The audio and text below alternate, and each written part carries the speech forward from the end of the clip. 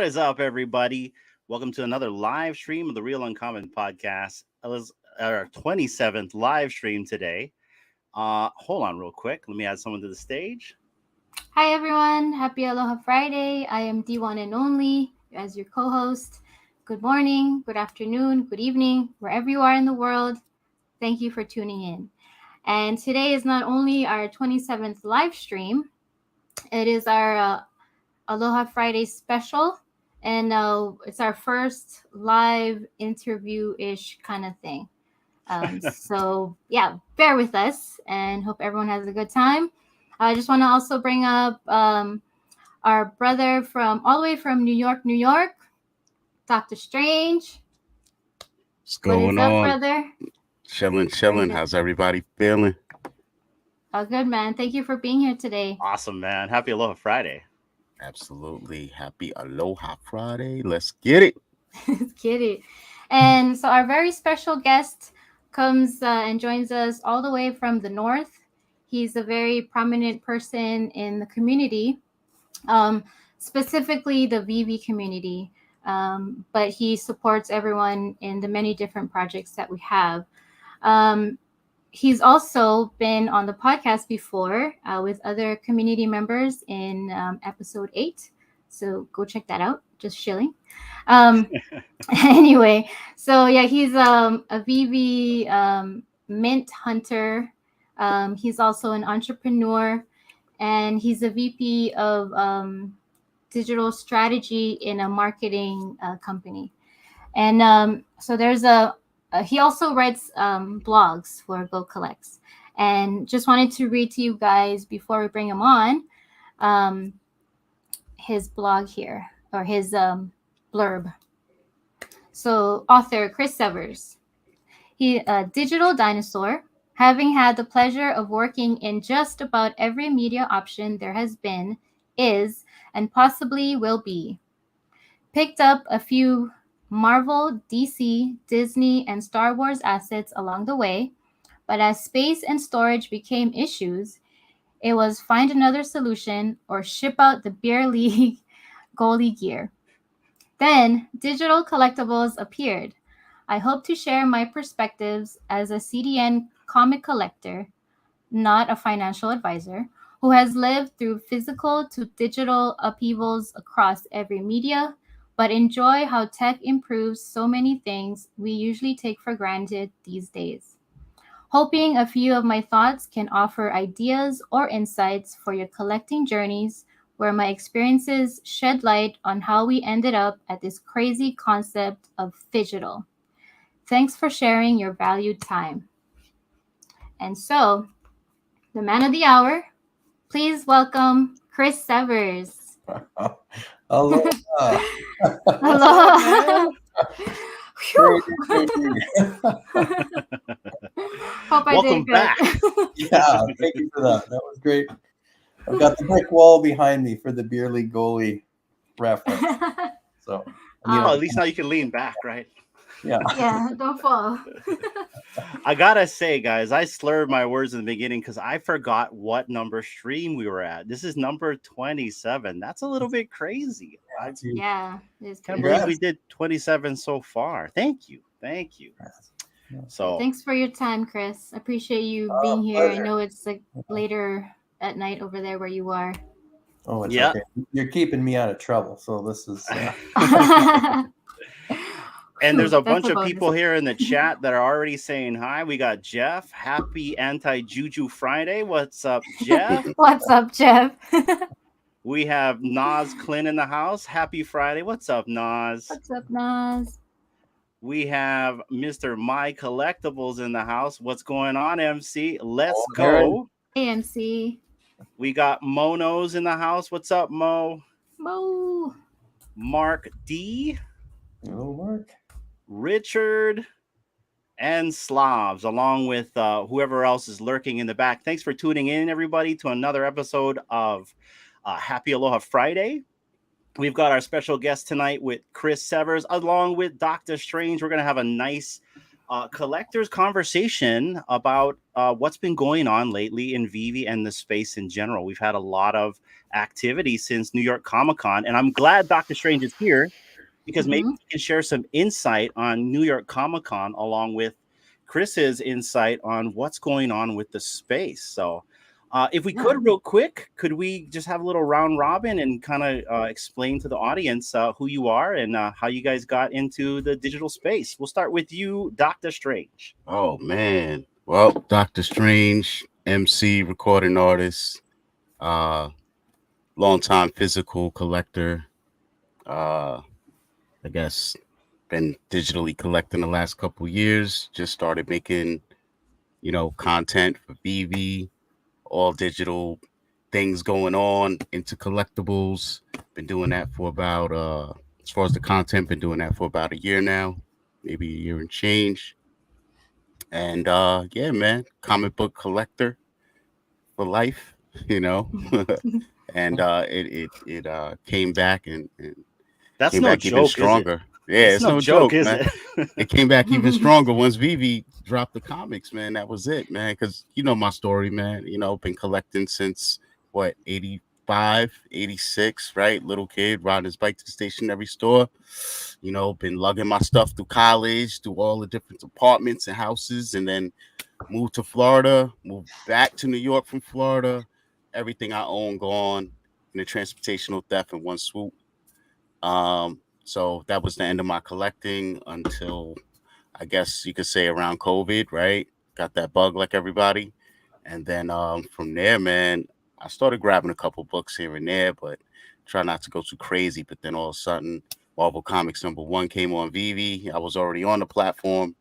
And that was it for me, man. A lot of my money just started going into comics and building my digital collection back up. I said, nobody's stealing this from me this time. So, and, I tend to move around a lot. So saves a lot on space. Don't get me wrong, though. I got tons of books and cards and collectibles all around me right now. But yeah, it's a lot easier moving my VV collection around on the phone, Yep, that's for sure. And it keeps it nice and safe, doesn't get all wet. Exactly. Yeah. Yeah. No Unless your creases, phone man. dies and Unless then you your can't phone, view it. or say- falls in the water. Save some money on bagging boards and all of that, True. Yeah, although I wouldn't mind a nice bag, a virtual bag, and a virtual board, and then just slide it in. Like you know what you guys know what it feels like to slide it in, right? And Yeah, put that but- nice piece of tape in the back. Yeah, you're right. You're Yeah. right. You're definitely So right. I got a question: horizontal or vertical tape? There you go. There it is. Yeah, Vertical. Exactly. yeah. I'm more of a horizontal guy. Really? Yeah, I want the full seal, right? That's Okay, right. okay. I could do it. And there's some that do both on both, like two on one side. Yeah, I mean, I try to buy the bags now that have the little, they kind of like have a sticky line at the top, Yeah. Oh yeah, and yeah. it just seals the whole thing automatically. So I like those. Yeah. Yeah. Yeah, those are good. And Chris, what about Yes, you, I'm man? up. Yeah. Oh boy, where do I start? Batter up. Video games in Oh yeah. in the late 70s, early 80s. When the heck was that? Early 80s. Hitting the mall and scrounging for quarters, and that's where it all started. And then, of course, I remember my dad took me to Star Wars May 1977, and I was hooked on movies and iconic characters. Darth Vader, that resonated. And then when superheroes, comic books, I got introduced to as well from I had a cousin at the time, a little older than me, and boy, he just had a stack of these comic books that we tore through them. It wasn't like you were thinking about long-term investing and they were worth anything, right? Yeah.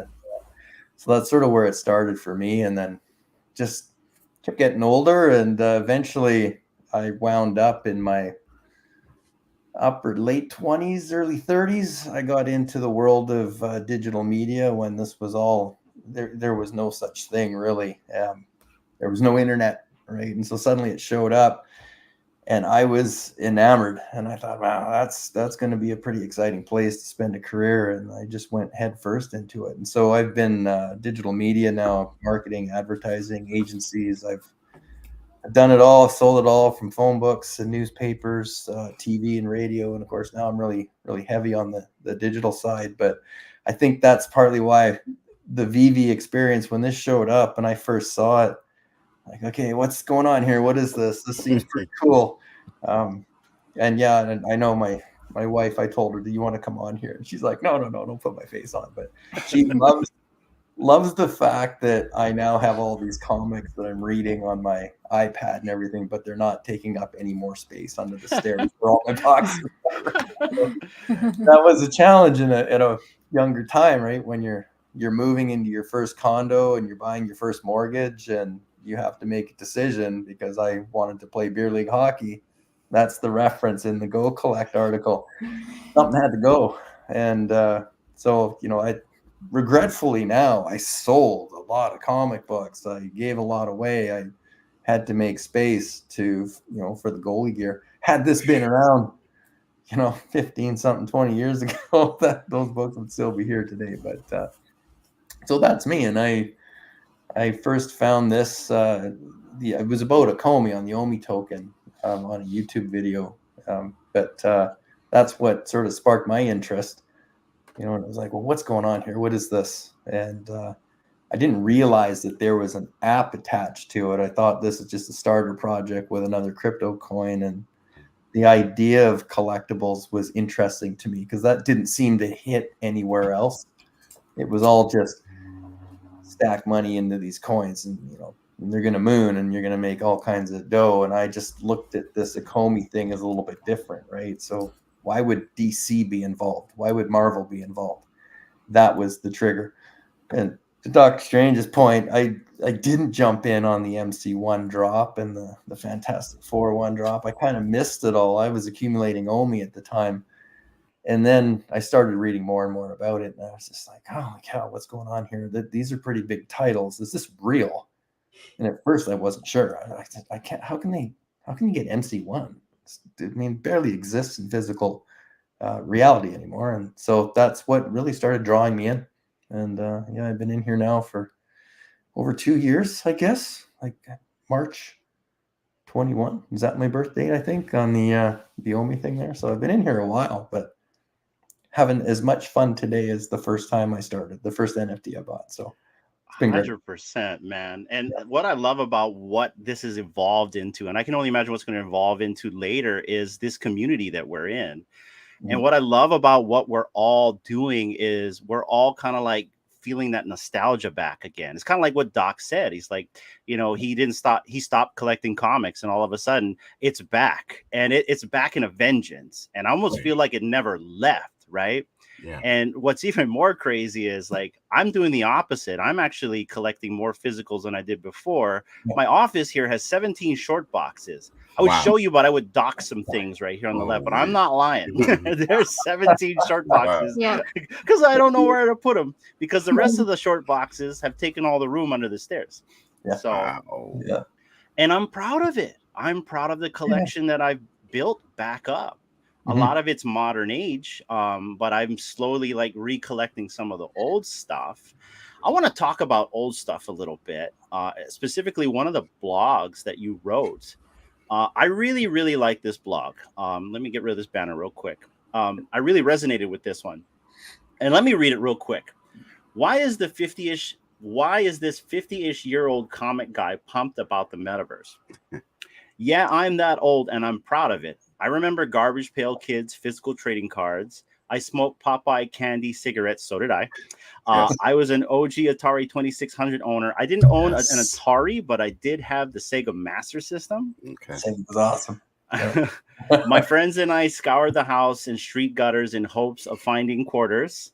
Then rode our BMX bikes to hang out at the mall, where San Francisco shop Lord Nelson's arcade gripped our attention. So your childhood is similar to mine, and probably even similar to Docta's, Yep.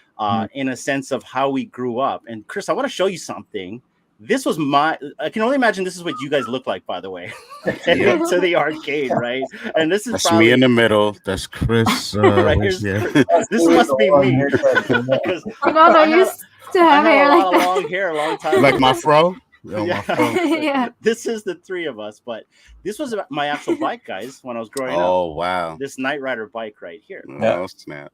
And so like this whole saying right here, nostalgia respark, really resonates to me on looking at my childhood and all the comic books. And I don't know if you guys remember me telling you guys a story about one of the collectibles that I owned as a kid for a very long time. My parents did me right. It was Airwolf. I don't know if you guys remember me Of explaining course. the Airwolf, and then my mom threw it away finally. Well, I Oh, damn. actually have a picture of it. Oh, wow. This is it Damn. right here, you guys. And That opening theme song was pretty tight. I'm telling you. Oh. I mean, I always wanted a mountain like hollowed out with a helicopter in it, right? Yeah. So, but yeah, so I don't know, but to go back to this and kind of like this saying, nostalgia respark. How did you come up with this, Chris? This whole nostalgia respark. What is your insight on that? I think it was kind of between you and I. If I was talking about all the nostalgia and the fun of it. I think where did I wrote it somewhere. Like this has really sparked the nostalgia. And I think you then said, "Hey, yeah, nostalgia respark." And Was that me? I always thought it was you, and I just kind of like jumped on the board, like, yeah, that's a great idea, I man. think you had something It to was do a with collab that. So, effort. yeah, we're sharing the credit on this one for sure. Okay, we'll share the but, credit. It makes sense though, right? Because collecting comics and all the things you've collected for so many years, you kind of did it not necessarily in private. Like there's always been small groups and places to go and hang out. But for whatever reason, Vivi has amplified that experience 1,000-fold. And I think partly because of the connections that we have, social media, what we're doing right now, it's easier to connect today than it ever has been. And Yeah. that's the part of, social that I really like. I mean, there's a lot of people that use social media for negativity and all that kind of crap. But for me, yeah, this has just been a great way to connect, grow, share experiences, learn. Like I've said this in the past, right? I mean, Twitter obviously is the big platform for Vivi, and I'm in there a lot, but it's just exciting watching what people are doing, what they're creating, what they're building, what they're winning and finding. And it's mesmerizing. Spent a lot of hours in here, probably right up there with the number of hours. Too much? Job. Yeah. Probably more than we should. But it's hard to turn off. Like even this morning, I'm working at my desk and I've got my collectibles live stream on in the back. I think you guys are on there too, and we're saying hi, and it's a full-time commitment almost. But I just love what's happening out of this. There are so many good people connected because of a comic book app. Really, I mean, it's mind-blowing. It's really mind-blowing. And so what Vivi and Ikomi and Marvel and Star Wars and Disney and everybody have put together, I think has just been a tremendous way to galvanize those brands and keep the passion growing. And you alluded to this earlier, and I gotta imagine this is having a profound effect on the physical collecting space in a time where, boy, it really needed a boost, because comic books, the stores, everything, I mean, they've been chugging along a little bit, but it's been a steady decline. If I think I've been looking at some of the numbers in terms of global sales and whatnot, and this is going to reverse that trend, because there is so much excitement, so much passion. I was just watching Loki episode 3 with my son, right? And there's what's her name, Miss Time, the Miss blue Minutes. Miss Minutes, sorry, the orange clock. We have that as an NFT. And then, here's my son. He's 19 now, right? He's too cool for all this stuff. But he's like, "Hey, Dad, Vivi dropped that?" It's like, Wow. yeah, there's the brand connection that Marvel is going to adore, that they've just found a 19-year-old kid that recognized an image from an app. That's what's going on, right? And there's a new way to reach new audiences, new engagement levels, playing with the assets and putting them in the AR. So to reference back to that Go Collect article, we're not even at the scratching the surface of where this is going. This is so exciting. This is profoundly exciting, and we're witnessing it happen in real time. So, there goes the boy right now. He's going out with his buddies tonight. Have a good night, man. Yeah, he's legal. You can go to the bars. Tylenol and some water when you're home at 4. I 100% agree. Like this is profound. I feel like we're in a slow snowball effect in terms of, I don't want to say adoption, but in terms of conversion. We have so much new comic book collectors in this app. And how I know this is because I'm being lectured on how to collect my own comics. And that's fine because the passion is there. And I think that's where Nostalgia Respark comes from. It's our passion for these brands, these IPs that we grew up with, and the nostalgia it brings back. You know, I've said it before that the DeLorean was my very first NFT. And I unfortunately, I sold that one. But I still have a DeLorean, and it's just one of the ones that I always cherish. I always have a DeLorean because it's my favorite trilogy, and it reminds me of Marty McFly. It reminds me of when I was a kid. It reminds me of the first time I saw the DeLorean take flight. And so, I really feel like we're in this snowball effect. Dr. Strange, can you give some insight on this? Because you actually was at Comic-Con with the VV fam, with Marvel. Can you kind of give us a little bit of insight on what you experienced? Well, I went 2 years in a row. I went last year and this year, 1 day a piece, both years. I would say what I experienced was a multitude of things, but when it got crowded, it was a lot of excitement. Marvel definitely at this point learned from last year. Not that they did anything wrong or bad, but they just had a way more tighter, um, itinerary, and they definitely show Vivi a lot more love this year. I feel like because last year the main stage was used for like cosplay mainly, stuff like that, and they would sometimes flash Vivi related stuff on the screen here and there, but this year was totally different. Having Alex on stage, Dan, all so presence was heavy. Um, I still don't know if it's necessarily the I don't think there's any one particular best way to onboard new people, but I don't see that necessarily being like end all be all solution. But it's decent. I think that if they had the internet up, they would have been able to maybe form like a little crowd because people would have been around the headset. People that would have attracted other people figuring out what is that.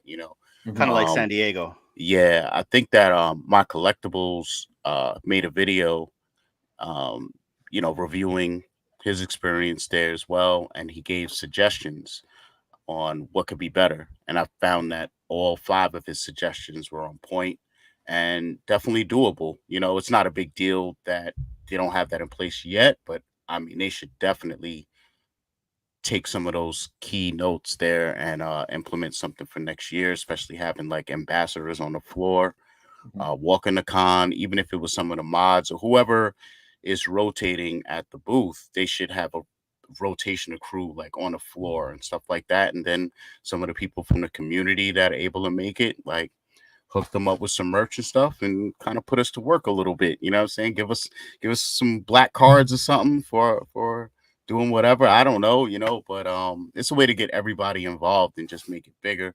I like the idea of having like a separate booth so that they could really show more Disney and show other things, because it's not just Marvel on the app, and it's Tokidoki is there. So I would like to one day also see, like, when I walk in and I see that Tokidoki booth, I want to see the Vivi logo on that. And then one day when they merge with someone else, you start seeing Vivi around the con at the different booths more than it being, So yeah, man, it was a great experience though. Definitely. Yeah. How was the fam, like the actual people, versus the con itself? Like, how was the sentiment around the entire VV fam?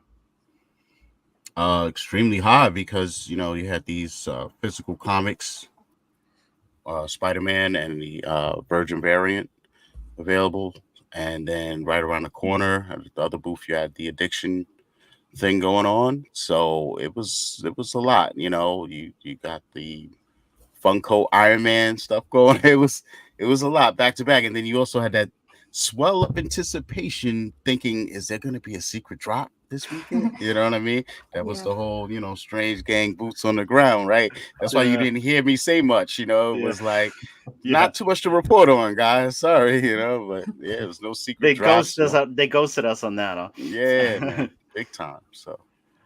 Oh, that's okay. That's okay. Well, What do you think about this, D?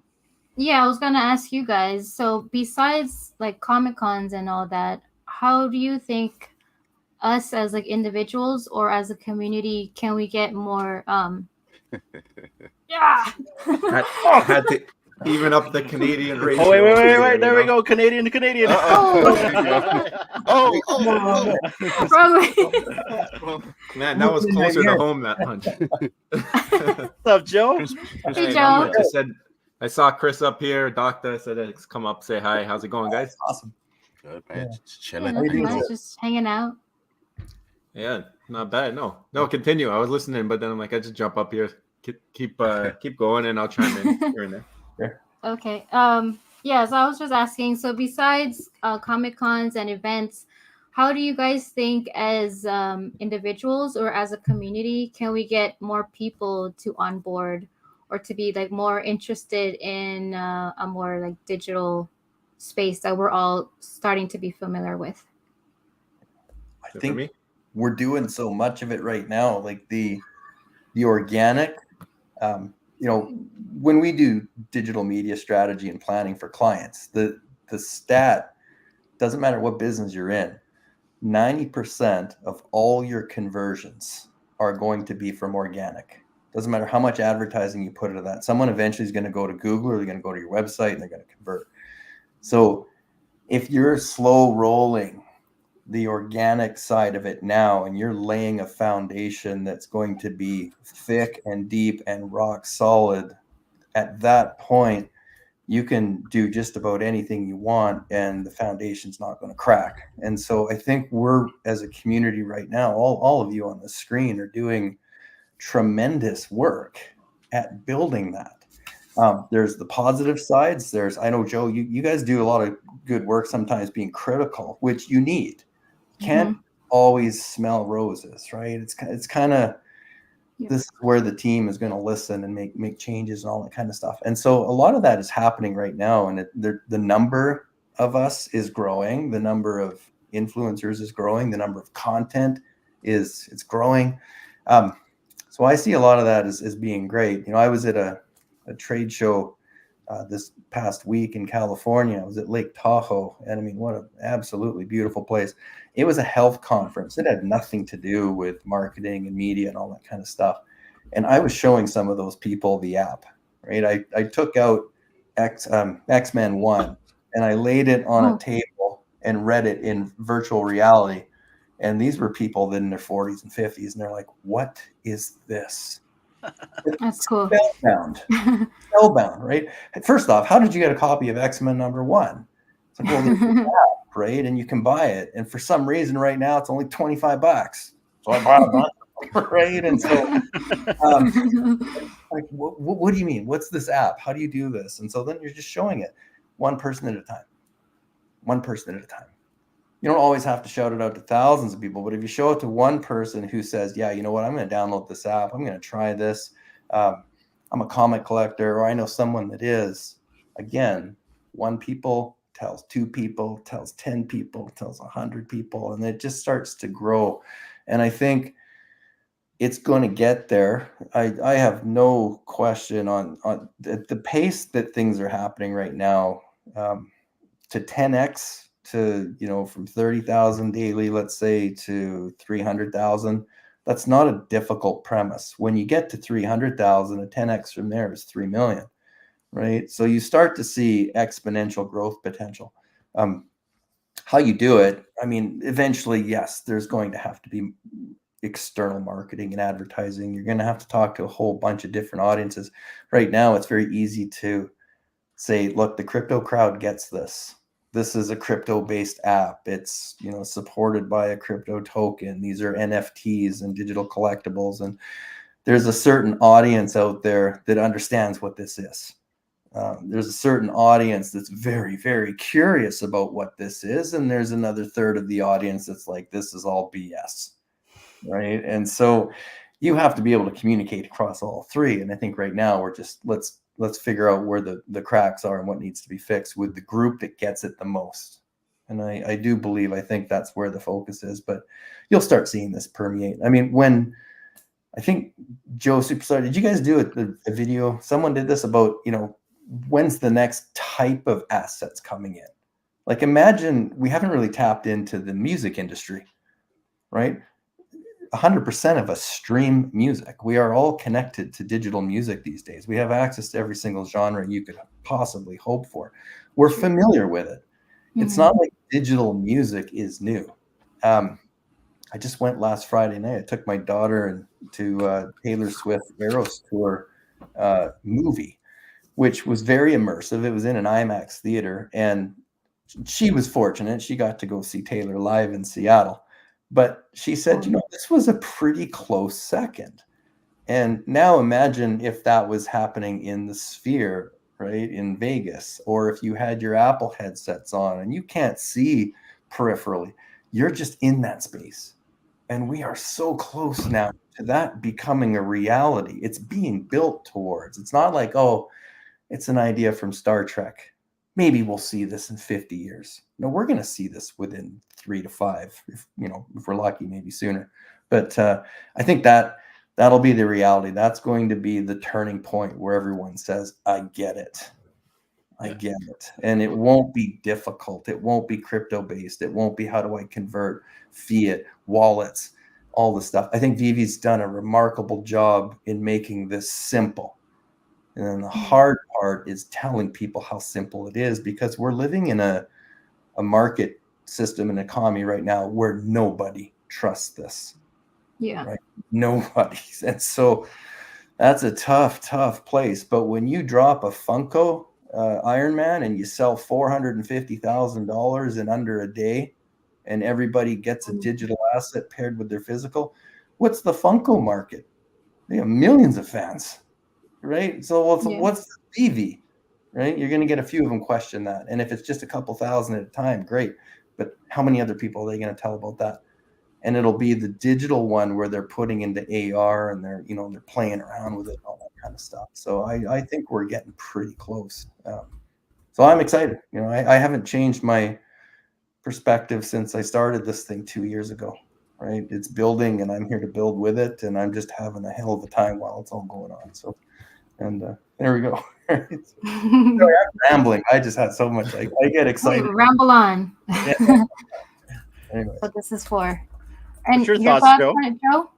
Yeah, no, I think you nailed a couple things. The first thing you talked about was the community and building the space out. And I really like what's happening now. Now that we got the Uncommon Pod in the mix, and a lot of people using the similar style where you invite anybody up who's maybe watching, because there's a lot of people who just starting to see their faces. We just saw one pop up in the chat there. Mission popped up a couple weeks ago, just from an invite, I think from you guys, right? Or from B. I don't know. He's been on a couple streams now. We didn't invite him. He just came up. We just threw the link in the chat. Our biggest thing is, as long as you're respectful on stream, you can come up. Yeah. That's what I mean. Like we're starting to build out the community ourselves. Like we don't need to depend on the leaders of the platforms and all that to do that. So that shows you like the type of people in this space. We all like have that common goal and mindset. The other thing I picked up from what you're saying, Chris, is you were showing off the X-Men #1. I really think a big limiting factor for the app and for user onboarding is allowing some kind of gifting or transfers from the existing user base. Like, even if it's not like top of the line $3,000 items that you're giving away, this way you kind of avoid all the AML stuff, but maybe have certain rewards and certain drops. If you buy 5, you get 1 that you're able to transfer to somebody, or something like that, because that's a way that they can experience it without just hearing you say how great it is, right? Like, they can actually enjoy it themselves, and maybe that's what hooks them, gets them hook, line, and sinker, because they enjoy the IP. They then learn about the technology and understand it a little bit more because they actually are able to experience it. And then I don't know. I just think that that's something that they gotta definitely figure out. I know the promo code and the Funko Pop stuff, and if you unbox it, you get to try it. And some people from Funko will do that process, and it's a start. But I think you got to really look at using the community and the people making content, especially, and all that, who would be able to onboard people who might just come across the stream, right? Maybe Dr. Strange is putting out a comic vid, and he could be like, you know what, like, next video, like, or at the beginning of the video, he can give out the comic from the last video, something like that, you know, where just it gets the interest peaked, and then people come back because like, oh, maybe I can win the next one, or maybe I can. You got to have some kind of way to interact with the community.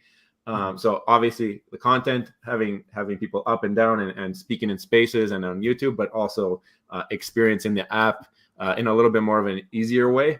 And then I had one more thought, but I forget now. Oh no, the experiences. So we're talking about the Taylor Swift concert, and as you were going on and on about it, I was just in my head thinking about it. I'm like, what if instead of like of experience it through a movie theater, imagine that you get a Taylor Swift collectible. Let's say they get her IP, she agrees to whatever percentage, and on a certain day you put that collectible in AR, and then it does a performance, and like that's the only way you can watch that performance, or something like that. Like that's the way that this type of technology can change the world. Or like, it's not just having your collectible sit in your phone and just look at it when you want to be like happy about that IP. It's like, let that IP shine and show what this technology can do. And that's what's going to really impress everybody who is maybe against this, and be like, oh, I can only watch that if I have this. I can only look at it. Oh, that's still pretty cool. I could play it on my table. You see her dancing around. And I mean, we've been posting a bunch of AR videos and the progressment that it's been having. And I think this is just like around the corner. If it's going to be Vivi, it's going to be someone else who does it. But it's starting to come together. Obviously, we all believe in it. That's why we're doing content, blogs. I mean, the blogs are amazing, Chris. I want to say thank you for doing that as well. I know I haven't mentioned that yet on stream. But yeah, I think this is just the beginning, obviously, and I just think we got to get more people in the space and get them understanding what the product is, and I think that's kind of maybe where the space is lacking all across all platforms. I don't think that anybody's doing like an amazing job onboarding new users, because I think that bear market, using it as an excuse even to some point for everybody. I mean, I think there's ways you break out of this bear market. Why are we going to wait for Bitcoin to take off? Why don't we become the leader in the space and push digital collecting, and then we pull Bitcoin with us? Why do we gotta chase the coins? You know what I mean? Yep. That's huge. There's a couple of points you made there that are kind of really bang on, like that community engagement. I don't know if you're old enough to remember, but I know Hanana, you will be, Adi, but like when the internet first started, right? Like there was no internet. Suddenly it's like 1999, and this thing turns on and goes mainstream. It terrified people, terrified them. Oh like, yeah. What? You're like 0.00% of consumers would put their credit card on a website. Nobody did. There was zero trust. Here we are today having the exact same conversation about who owns my NFT. What's this wallet? I'm not going to use that. Should I buy this? I'm not going to convert fiat into crypto and all this stuff. So we lived through this once before. And those of us, I think, that came out of it on the right side of the fence, like, yeah, it took 10 years for the internet to really become, and even today, there's still people that are like, I don't know, where's that data going? You know, Cambridge Analytica, thank you for terrifying the world about, you know, where does data go? What does it get used for, right? It was a good opening that you got to be careful, a good reminder.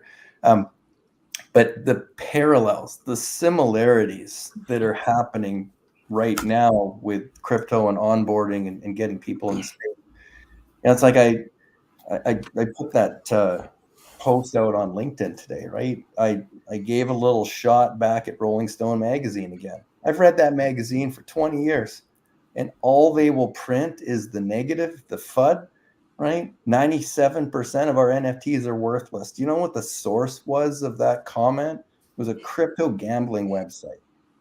Shame on Rolling Stone for not exposing that. So when they've got 20 million readers or whatever the number is, and they see the headline, the 50, 80%, think about your own day as you're going through reading countless streams and posts. You just don't have time to read it all. So we make opinions based on headlines. And that's very dangerous when mainstream publishers take advantage of knowing that and put those types of headlines out. It scares the bejesus out of the masses that we need to bring in, to your point, Joe. And so we're working through that very similarly to when, again, everybody was screaming, yelling. This internet thing is going to be, boy, 1984, George Orwell, right? The government's right in my computer screen now. How do I hide, right? What am I going to do? The reality of today is there's some pretty cool people on this stream here that we're connected over an internet line, and we don't even think about the tech that's enabling this to happen. That's where this space is going to be. We're going to get to a point where metaverse, VVverse 1.0 is going to be at 3.0, and boy, it's going to shine, and it's going to be easy to use, and it won't entail $3,500 headsets or whatever the cost of those things is going to be. It's going to come out, it's going to be mass adopted because Apple will realize, like their phone, we need this in the hands of every consumer. So what does the phone company do? They step in and say, well, look, sign up for a 2-year phone plan and you get your iPhone for free, right? You're going to sign up for a 2-year metaverse plan or Web3 plan, whatever the heck they're going to call it. And the headsets will be included because the revenue will come back as part of that.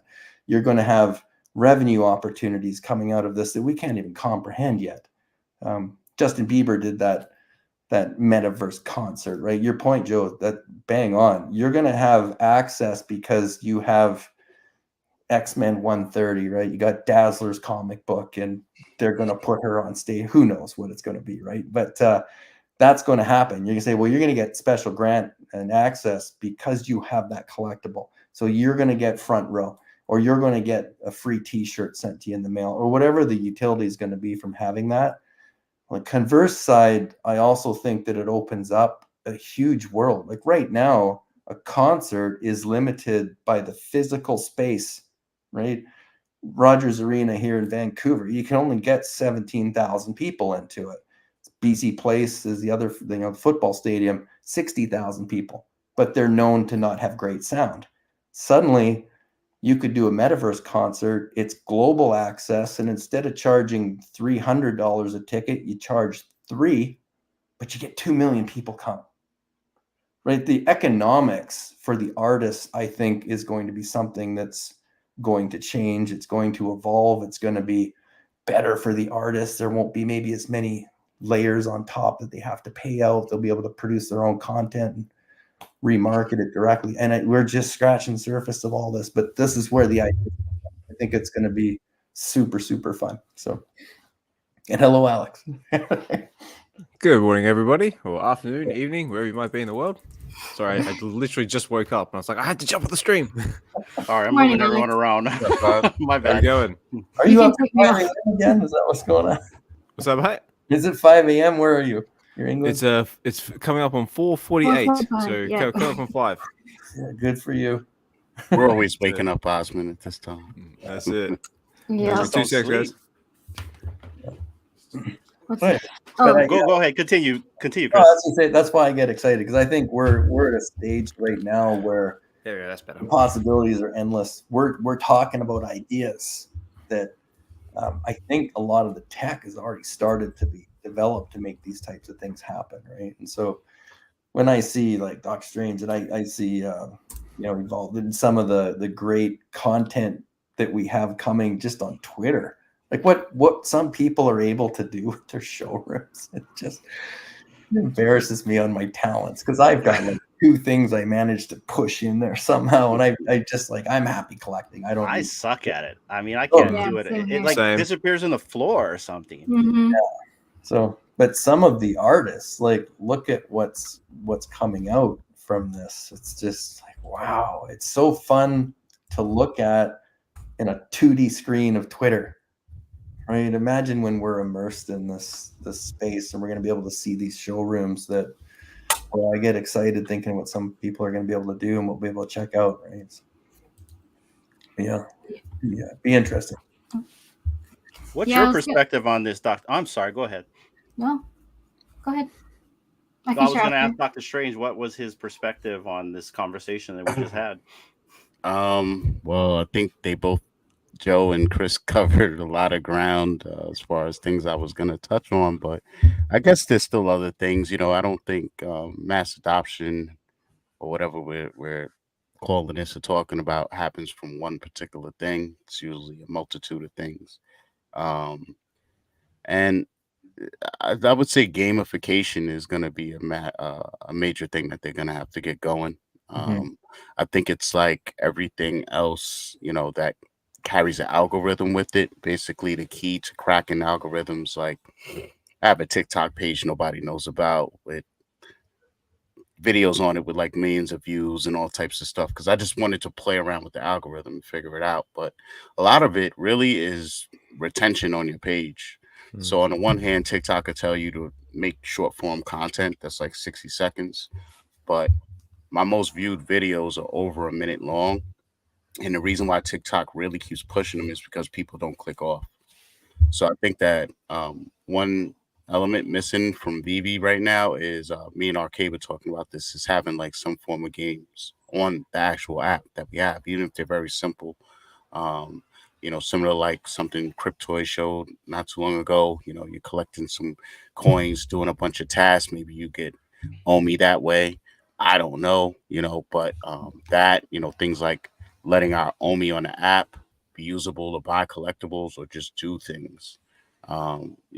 So it's gonna take a combination of things. I think like Joe touched on, you got the marketing aspect, and to certain respects, I definitely agree with you that at some point it's like, you got to do something. You got to start. I understand we're in a bear market, but come on now. But like I do have a little marketing advertising background and marketing, all that good stuff, but nothing on Chris's level, guys. But just that side of me and that experience, schooling tells me like timing is everything still. It's kind of like even with Omi, okay, we got Omi. Who knows what the hell it's gonna do, utility, all of these things, right? But even if they had a deal going and they could get it listed on Coinbase, I don't think it would be advantageous to do that right now. So the same thing goes for like marketing. Like I'm hoping that they have always had a budget allocated for serious marketing, and whether that be paying influencers or literally commercials, I don't know, but I think that faucet, once it gets turned on, it's not that you can't turn it off, but the effects of it, it'll change things on the app for us. Well, if people come due to the marketing. But like Chris said, it's all about building a core and having a strong foundation first, and that should be built with like purists, and people that really love the project, and that way it's more sustainable. Because if you just get a bunch of people, like it's good we're going through what we went through. You know what I'm saying? You need to shake out flippers. You need to shake out people who, not to say that they're in a project for the wrong reason or whatever, but um, you definitely want to have a strong core base of people moving with you when you do make that push and that announcement to the world. There's not a lot of things that even exist that has a bunch of core rabbit fans that exist on some other little platform called Twitter that all have buying power like we have and stuff like that. Like, we showed Funko people, we made them look crazy, like they're looking at us like, oh, and whether the thing sold out or not, they still made a lot of money off of that. You know what I mean? Like even the addiction comic, like there's people in the real world that I talk to that's into comics, and they're like, man, that thing isn't worth anything to anybody that's not into Vivi. Okay, that might be the case today, but that may not be the case tomorrow. And then on top of that, yeah, like we just showed like the power we have. You know what I mean? Like I think they said that day or over Comic Con they generated over $1 million. I know that wasn't just from the addiction or whatever, because they got Metropolis or whatever they got going on, but um still to say, like, we sold that out. They sold out all of their signature series.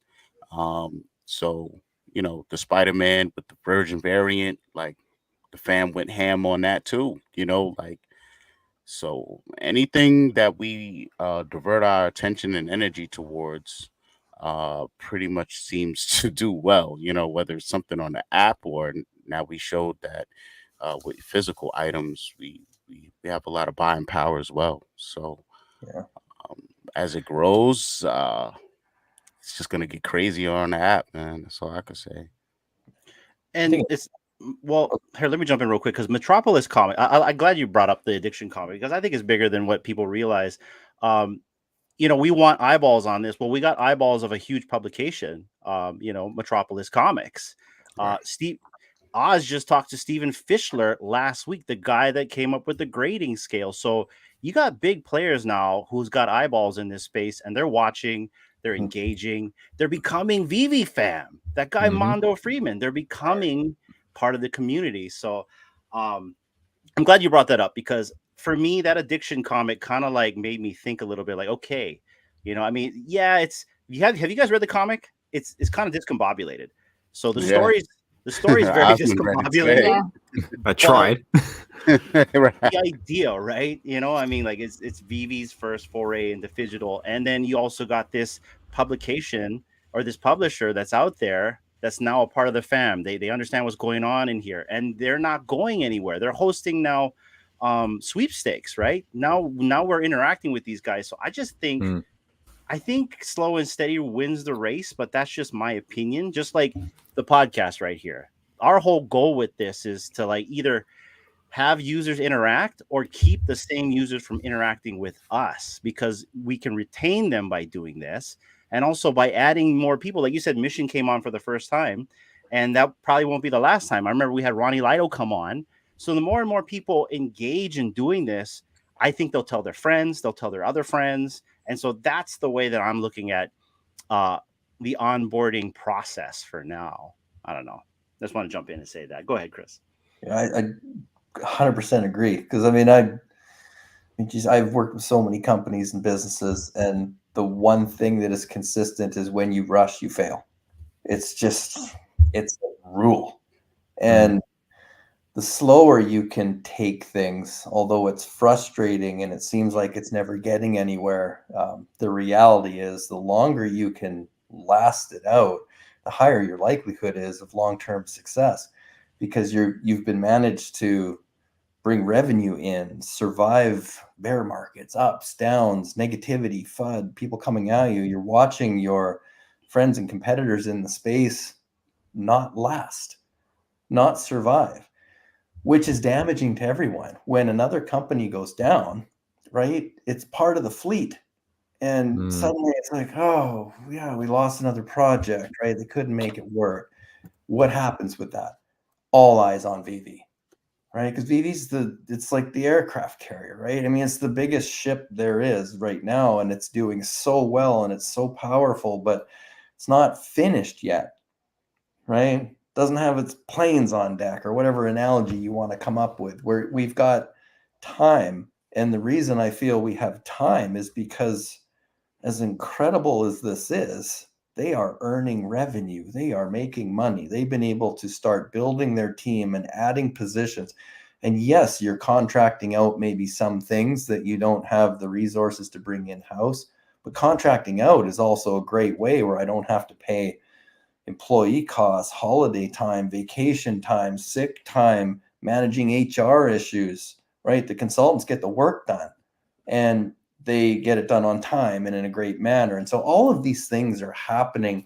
Now, like boy, we all loved Corey's videos, right? Old Rhubarb. Man, he just did such a great job. Boom.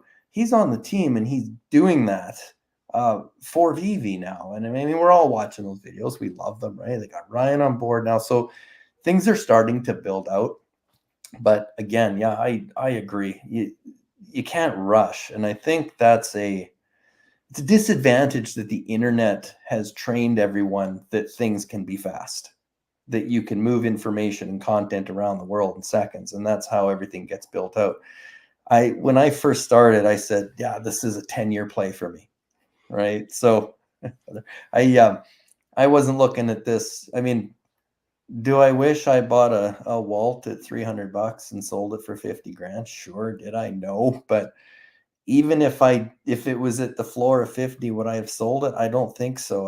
I still have basically all the assets that I've been acquiring since the beginning, because I'm looking at this that 5, maybe 10 years from now, the things that we are acquiring in this app right now are the building blocks of where this is all going to be. And there's going to come a time where there won't be any of this stuff available. Most of I mean, look at the markets right now.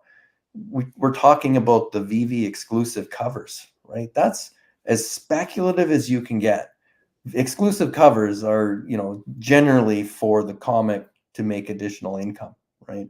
The VV experience, those are brand new. They've never existed before. They're first offs, and there's not many left, right? Alex, you were nailing this a year ago, right? I'm stacking the exclusives. Well, look at now, right? Most of them you go through, there's under 10 of them left in most of the markets, and so they're becoming really scarce really fast. Most assets in the app, there's 1 to 3% market availability, right? Now, granted, there's market conditions like why sell at a loss? Why sell if no one's buying? I can't sell a key mint unless I put it on the floor. Like, I'm not going to sell a key minted floor. Why would you do that, right? But that's the reality of where we are today. But it's going to come a time where, oh boy, yeah, like to Heather's point, right? Vivi is going to be a household name if they keep up at this pace, right? Could it be the Amazon of digital collecting? Maybe Amazon just has their own side of the business, but it's Vivi facilitating it. I don't know. Who knows, right? But they're doing so many things right that I don't get too upset when they make the odd hiccup and that type of thing, right? So, anyway. Yeah, I was gonna. Oh, sorry. I was gonna bring up before when you guys were talking about onboarding people. When I work at the farmers market, I wear like loose fitting shirts, and 2 of them are MC's Drophead, that shirt, and also one that Frobro made, or I think someone he knows made it. Yeah, and he gave me one with the Mona Electra, and That was kind of cool. yes, that catches people's eyes, and like people who are like, I don't know, probably in their 60s, 65s come up to me and they're like, oh, what is a Hey. Drophead? Is that like a rock band? I'm like, well, no. And they ask about the Mona Lisa thing, and they're like, oh, that's a cool Mona Lisa. I'm like, well, it's not really Mona Lisa per se, but yeah, you can kind of interpret it the way you want. And so they kind of talk to me about it, and that kind of like helps me try to explain to them without mentioning the NFT word, because I know that like throws off a lot of people. And they're like, oh, I don't want to hear about it. But yeah, so yeah, It's like I Voldemort. noticed. Yeah, he Yeah. shall not be named. Yeah, but I think like slowly people are getting more. They're being more accepting to like this new world of digital stuff in general. Yeah, just wanted to share that experience. Well, Hey, great real point. quick, I just wanted to shout out my man Poof in the chat. And I also wanted to say, let's not forget about these players on the block too.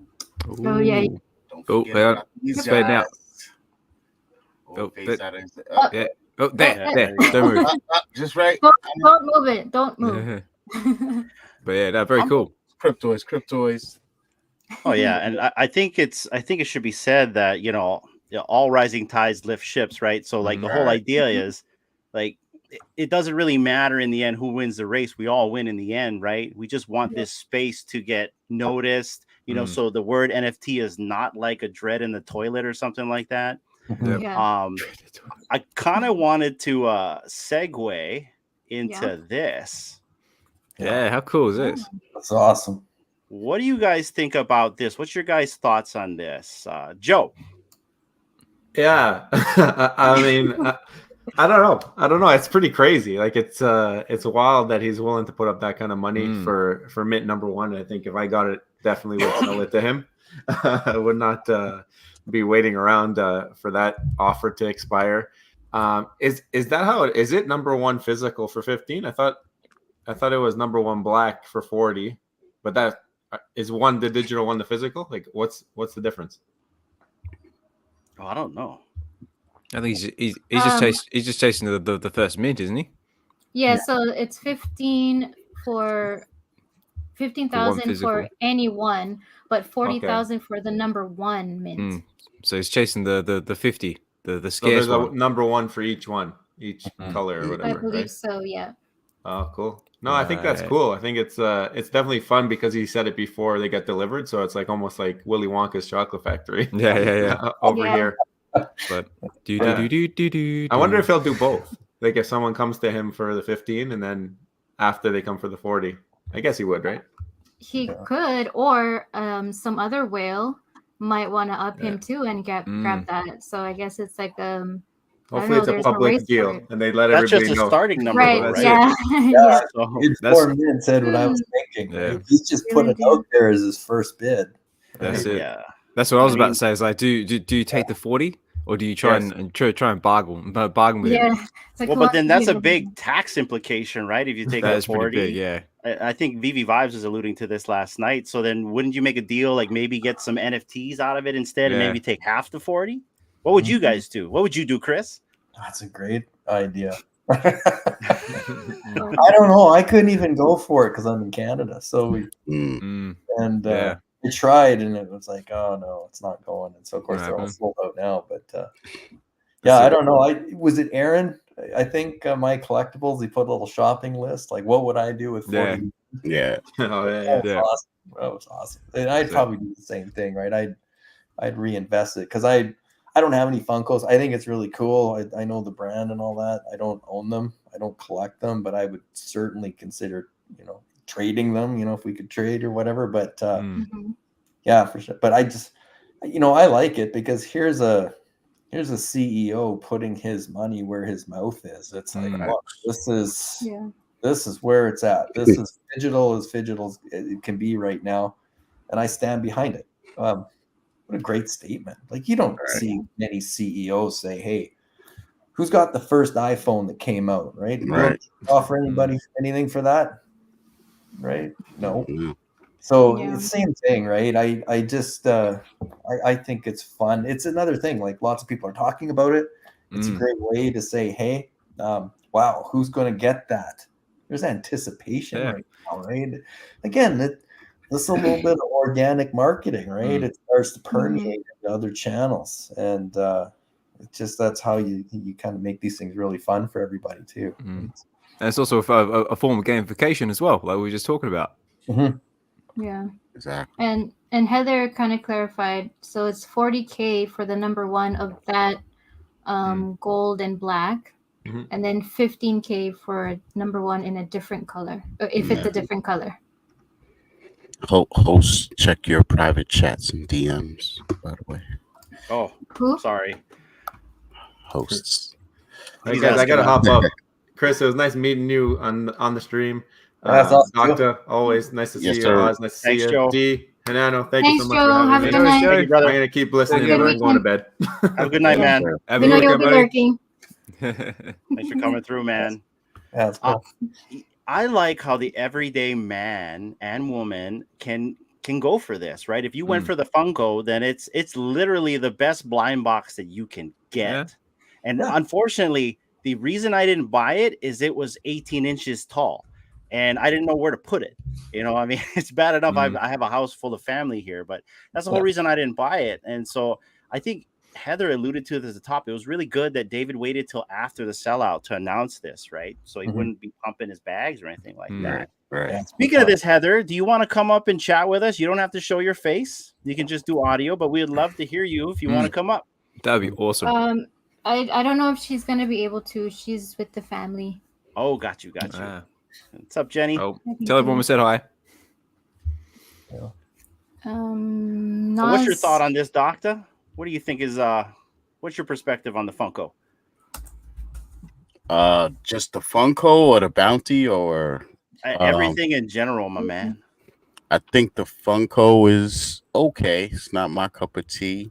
I mean, I saw it in person and it made me like it more though.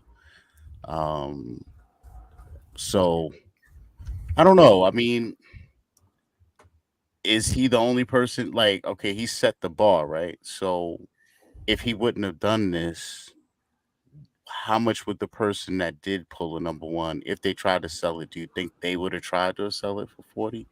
Would they have went with 10? Is he not overpricing it or overselling it? But you know what I'm trying to get at? Like, and then I guess if he does wind up buying it for 40 or whatever he pays, like, it's locked away forever, right? Because he's not going to resell it, right? So it's locked away. He's also got a lot of experience in auctioning. Like, knows how heritage works and what's a good starting point on a bid, right? Sometimes you just want to win it, so you set a bid. No one's going to challenge it, right?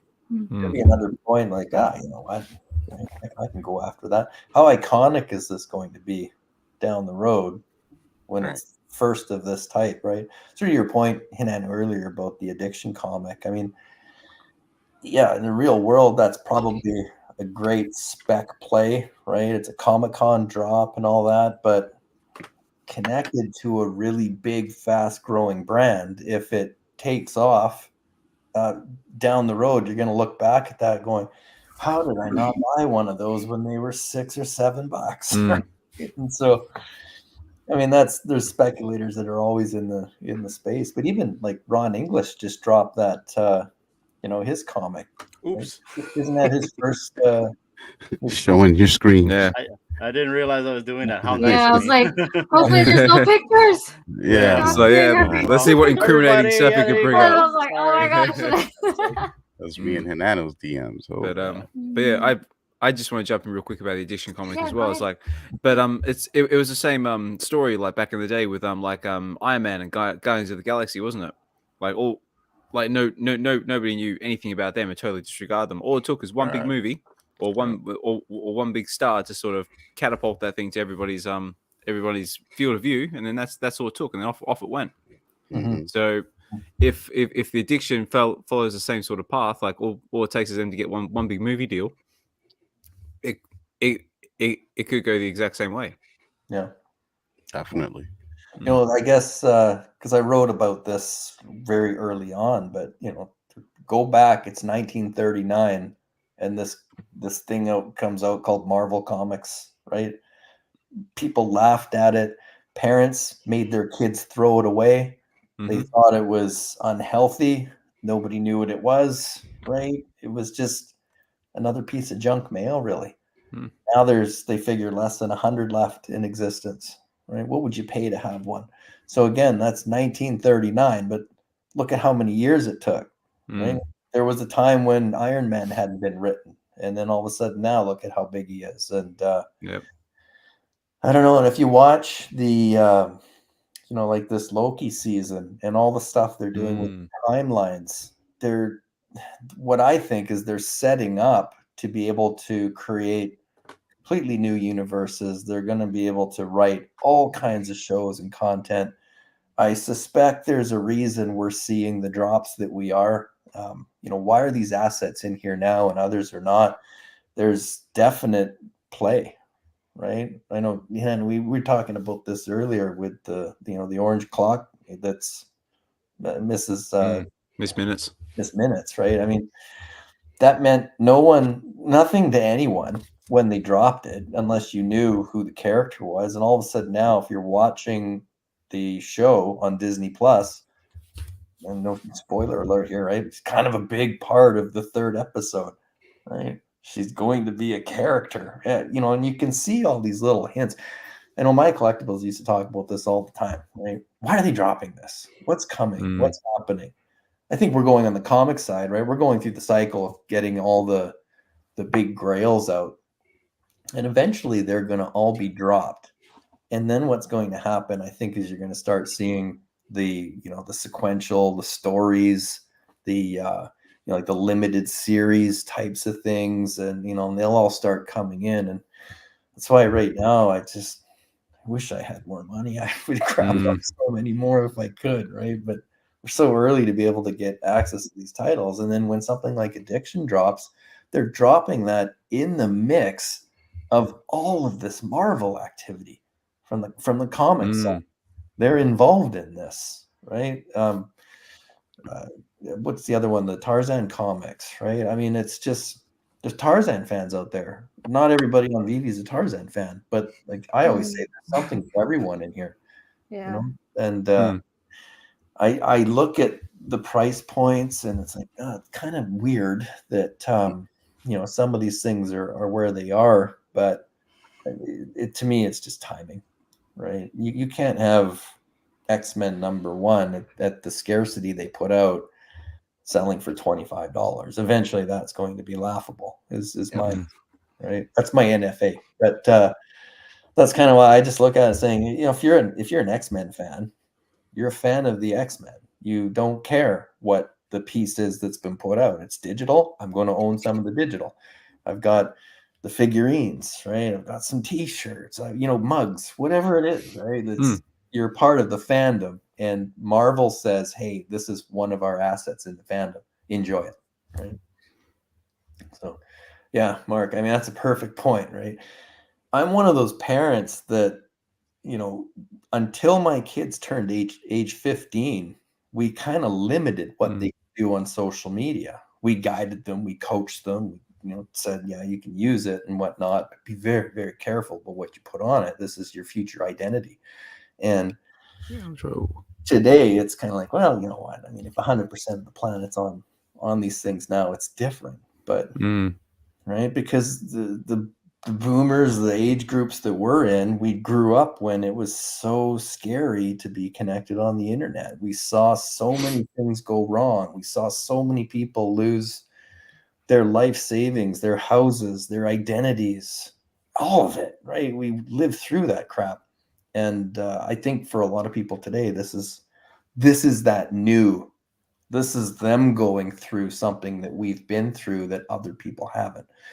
So I try not to preach to people too much. I just say, look, I've seen this before. It's like I said earlier, the parallels are so straight that yeah, I'm just willing to wait it out.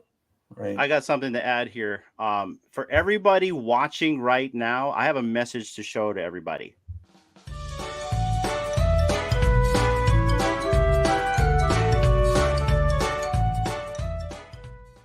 I think I had that's cool. I like that. I just want to get that out of the way. It's like do.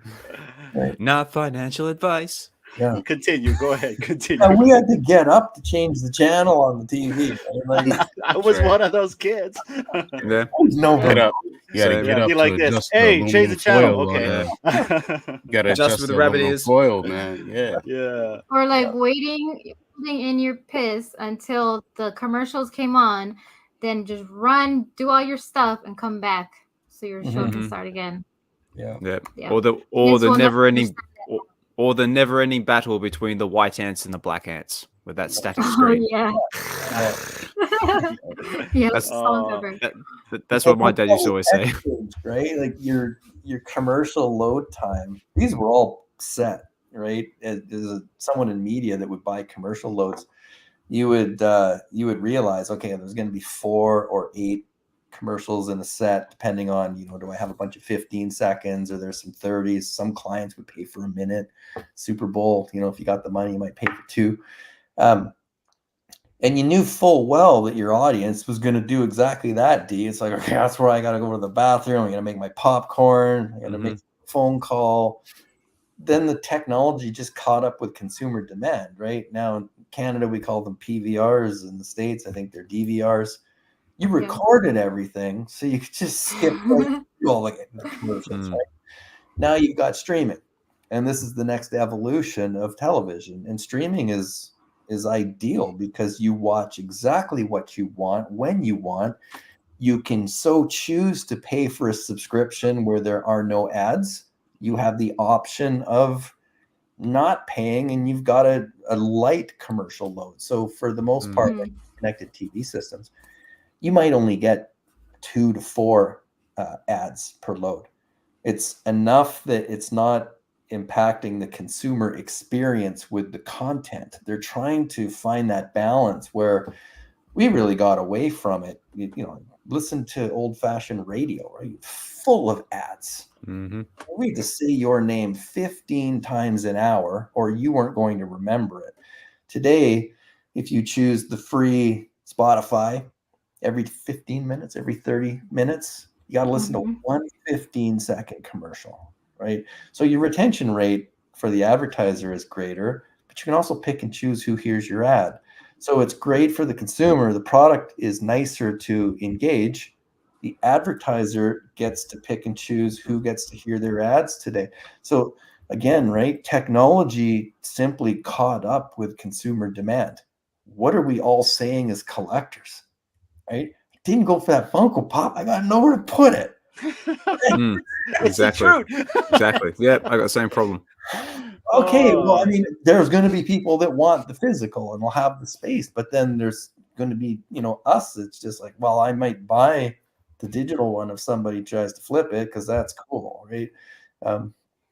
I love having that. You know, I've got a bunch of the Golden Moment Iron Men because that's the first, and I've got a couple of the great, you know, updated one because that's the one you can play with, right? 2 different purposes, but that's why I say this is just really fun, and from a collecting standpoint, it's easy. And I was going to try and do it on your live stream, Hannah, but I just, like 2 minutes before I joined in, I bought my 1,000th comic tonight. Nice. Yeah. Where would I put 1,000 comics in my house? Right, right now they're in this app. But welcome to the club, man. I remember we were talking like a few days ago. You had like 10 to go, so you just hit your 1,000. Congrats. Yeah, well, the Secret Wars 8 showed up. There you go. That's what's in it to me too. I had to stack some of those, and then I have 5 dazzlers. I have 5 dazzlers. Nice. But yeah, that was and it was, I had to buy it. I was going to try and wait. I think what's his name, Frank or whatever. He listed, he floored the common Secret Wars 8, but it's mint number 3163. So March 1st, 63 was the first edition of Amazing Spider-Man #1. So I like referencing those mints back to anything to do with Spidey. And I saw that. I'm like, oh, that's not going to last till 8 o'clock. So because it was It's just like, oh, you bastard.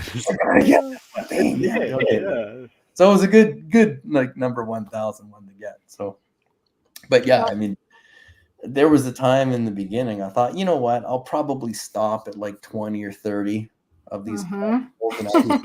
It's like, yeah, right. No. Right. Like I said, I got 17 short boxes right here. You know how much one of them holds. So do the math. Yeah. 1,000 comics digitally, that's nothing, right? So keep in shape moving those around.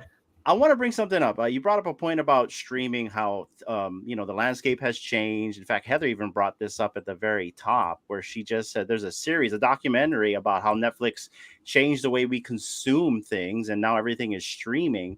Well, news just broke out that Best Buy is no longer selling DVDs and Blu-rays. And so this reminds me of Amazon, because I remember when Amazon just sold books. I remember when Walden Books was out, or Borders Books, right? Before we used to actually go to like look at books at a store. We used to go buy DVDs. We used to buy CDs at these stores. And so this is just another example CDs? on exactly what are CDs. Yeah. So, but what's your guys' thoughts on this? I look at this, and the first thing I think of is VHS. So going exact same route. So because this happened to VHS, now it's happened to DVDs, Blu-rays. Say the Walkman, cassette tapes. If everyone remembers the pain of associating a cassette tape with a pencil, knows exactly what I'm talking about.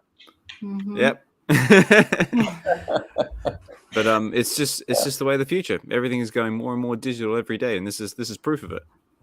Yeah. Comics and crypto kind of went really hard down this, collecting of the unopened DVDs and VHS. And who put that on Twitter, X, whatever we call it these days, about the Saturday Night Live skit, right? And Pete there, he's on Jimmy Fallon. And I just love this. I replied to it. It's like, here he is. He's being interviewed, and he says, "So I've been buying these unopened DVDs, and I bought 5,000 of them." And everyone in the crowd is laughing. They're laughing at him. Like, what? He said, "I'll admit, I came up with the idea. I was a little stoned, right? Everybody has a big stroke." That's funny. And he's like, "Yeah, but and then this one just sold the other day for $20,000." And the crowd just went, "Oh," right? Wow. He's got 5,000 of them, right? And so then all of a sudden, Jimmy Fallon, he's like, "Oh man, we believe," right? And here's Pete. He's like, "Yeah, this is my ticket." And but that's the reality, right? It's hard to envision things are going to change when everybody's using it, right? Like our agency buys media all day long, and there are still heavy advertisers that don't want to touch their TV budget, their broadcast or cable or whatever you want to call it, because of the incentives that the cable companies give them, right? Free tickets, sports tickets, and all that. Doesn't mean it's the best thing for your advertiser, right? But today, it's just we have a better way of watching TV. We love our big screens. We love our couches and everything that goes along with that. Pete Davidson, thanks. But that's the reality of where we are today, right? Things are adapting. And so where I like digital collectibles is because they're, I don't know the full tech, and I'm probably going to stick my foot in my mouth here, but they're manufactured in a way that you're going to be able to update them as platforms change.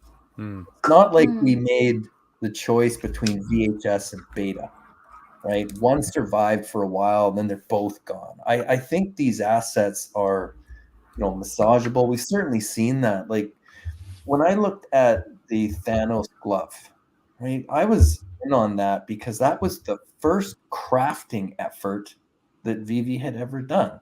Monumental, and it worked. And so, yeah, I'm holding on to that one forever, right? But to me, that was also representative that you can change things with these assets. You still own the rights to it, on the blockchain and whatnot. But if need be, if the platform had to change or adapt, you might be able to adapt with it, with these assets, right? So, but I think in some cases, like Sean and the guys said it at CNC, it's like, yeah, you're not going to be able to find these anymore. So to get to your Best Buy and see what's maybe available in an unopened piece, right? Maybe get some of those Back to the Futures, because who knows? I think they were at the Comic-Con too, and they met some of the cast from the show because they said, yeah, these guys might not be together again. This could be one of the last things. So they wanted to make sure that they got in front of them. They love the show. They're big fans of it. And I too have a DeLorean. I've got I've got the set, right? And somebody floored the Mint 8801, which is when you get to nice. That's my ultra rare. So I thought, well, I got to pick that one up. But, nice. Hinano's got a lot of the physical DeLoreans. Oh yeah. I got one right in front of me, actually, right here. I'll show you guys. This is how much I love the car so much. It's actually right here. So, yeah, look at that. Yeah, look at that. See? Beautiful. Look at that. That's fantastic. So, make the noises. It's like do. Can you plug it in? The capacitor lights up. Oh yeah, I even got this one right here too, guys. I got one in the box, right? Anyways, this is not a little mini. I see that one in the show. Yeah. Guys, I want to segue real quick. Docta can you explain this real quick? A little intermission, guys. Man. Yeah, I know. Real quick, explain to people what this is, Doctor. Oh man, what it is a raffle, man. It's the conclusion of the Dr. Khan raffle. We've done a couple of these. Uncommon Podcasts has won one of the previous raffles. So yeah, man. We got the addiction serial number 767 out of I think 1100. So yeah, they were just saying, I think Mondo was just saying on Spaces the other day that these are going to be coming out in like comic book stores, but they're not going to have the Comic Con exclusive logo. They're not going to be serial numbered like ours. So yeah, I thought that was some added value to what we have on top of, being able to match these up on the app, all that good stuff. And yeah, man, so I also picked up from Comic-Con a Comic-Con exclusive copy of Dragon Ball Super #1. So I'm going to include that in the raffle, and it's pretty simple how it works. $10 gets you one entry, $20 gets you 3 entries, and all your entries get you automatically thrown onto the wheel for the Dragon Ball Super #1. And also with the addiction is going to come like a whole bunch of Comic-Con merch, exclusive stuff from Be Friends, Crunchyroll, The Hunger Games, who has a new movie coming out. Yeah, it's going to be a whole plethora of stuff. So yeah, if you just go to my Twitter page, you'll see that right there on your screen. And then on the second picture, you'll see how you can enter and all that good stuff. So yeah, we got that going on Sunday, 7 p.m. So get into it, everyone. I'm like telling people enter now. Yeah, Do it. Do it now. Do it now. Now. Just Yeah, do go it. check that out, Open that. guys. Go Go ahead, Oz. Sorry, but before I forget, just on the subject of winning and raffles, congratulations to you guys. The Real Uncommon Podcast, I believe, won a Black Panther #1 in Arcade's raffle. Yeah. Oh yeah. Oh yeah. Apparently, we won missed- 3 things. We won We a missed couple. the did you? stream, but Oh yeah. we Yeah, woke I up missed it as to well, but I that. caught that one. So I just want to say Yeah. congratulations to you guys. That's great. Thank you. And also Thank- Bruin. He won some Oh, yeah. stuff. I know he's in the chats. Yeah, right there. So, chat, since you guys are here and there's a lot of people, I figure we'll do a little quick intermission, and I want to give away a few things to the chat. So let me show you guys what we're giving away tonight. We are going to give you guys a copy. Ooh. Somebody will win a cover copy, along with also everyone on the panel. You guys can all enter of Avengers 1, Light Parade, Very Batman, nice. Ooh, look at that. Light Parade, Amazing Fantasy 15, Light Ooh, Parade, That's a nice one. and a drop hit. Ooh. And so it's going to be really easy, you guys. All you have to do, in fact, I'll set this up right now. You guys can talk amongst yourself while I set up the giveaway real quick. Hey Chris, there were some people that wanted to come and be on panel, but they had other stuff to do today. So they had given me some questions to ask during the stream. Not to put you on the spot or anything. So I'm gonna start off with this one. Going back to mint hunting and all that. So this community member asks, he says, I collect palindromes. What drew you to the special mints that you collect?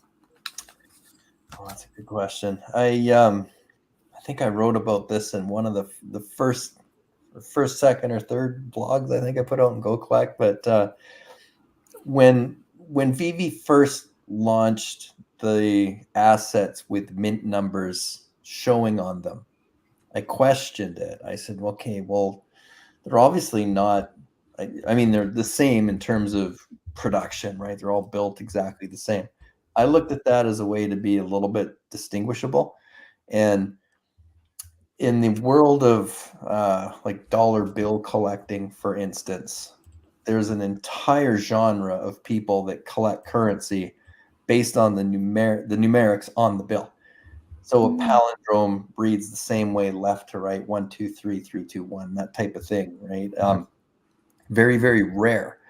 And so I started going down that rabbit hole, and I started researching palindromes. I saw a couple of people like Mark Jew and a couple other collectors who'd made some comments like, "Oh, hey, nice palindrome." I'm like, okay, that's something. Someone's recognizing that. Because the way value exchange works, really, you only need one other person that appreciates or likes what you have to have a transaction happen. And so I saw everybody going down the path of low mints. And it made perfect sense because Vivi gives you an incentive. If you have one of the top or the lowest 5%, you get a bit of a bonus on the MCP, right? But everybody went that way. And I'm like, how can I do something different? How can I be more little, maybe micro focused? And so that's the first thing I started collecting were palindromes and historical dates, right? And so the first big investment, it was a few $100. I can't even remember what it was now, but it was the Fantastic Four #1, and the mint number showed up 19618. Well, the publication date of that comic is 1961 August, and that seems unique. There's only one number that exists with the 5 digits like that, and so I thought, well, that's how I'm going to try and do this. For last minutes, last mints are great too, right? Who is it? There's a few people that collect like the very last one. That's huge, right? Yeah, those are cool, but they're so hard to get and they're so rare. And so there's people that, we see, like the 1, 2, 3, 4s, the 1, 1, 1, 1s, the binaries. So for me, I love the palindromes because I see a lot of them near the floor.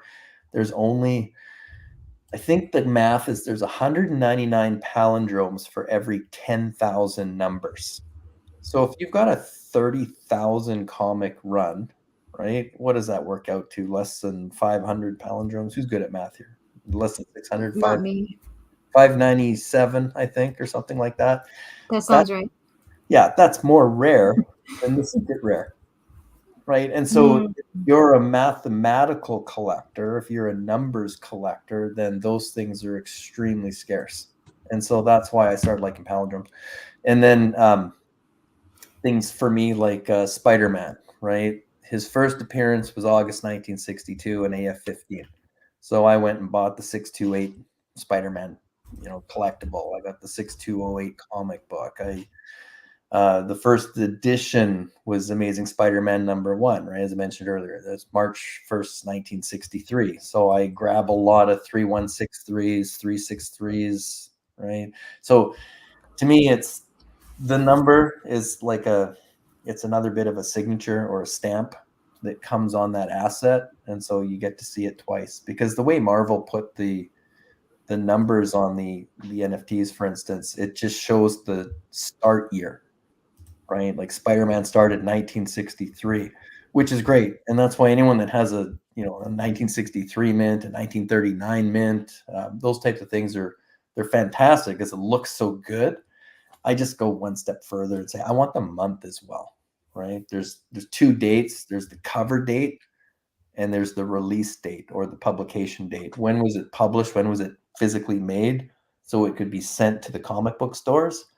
And the cover date, usually when the comic book stores would say, okay, now it's time to remove it from shelves because we have to get ready for the next issue.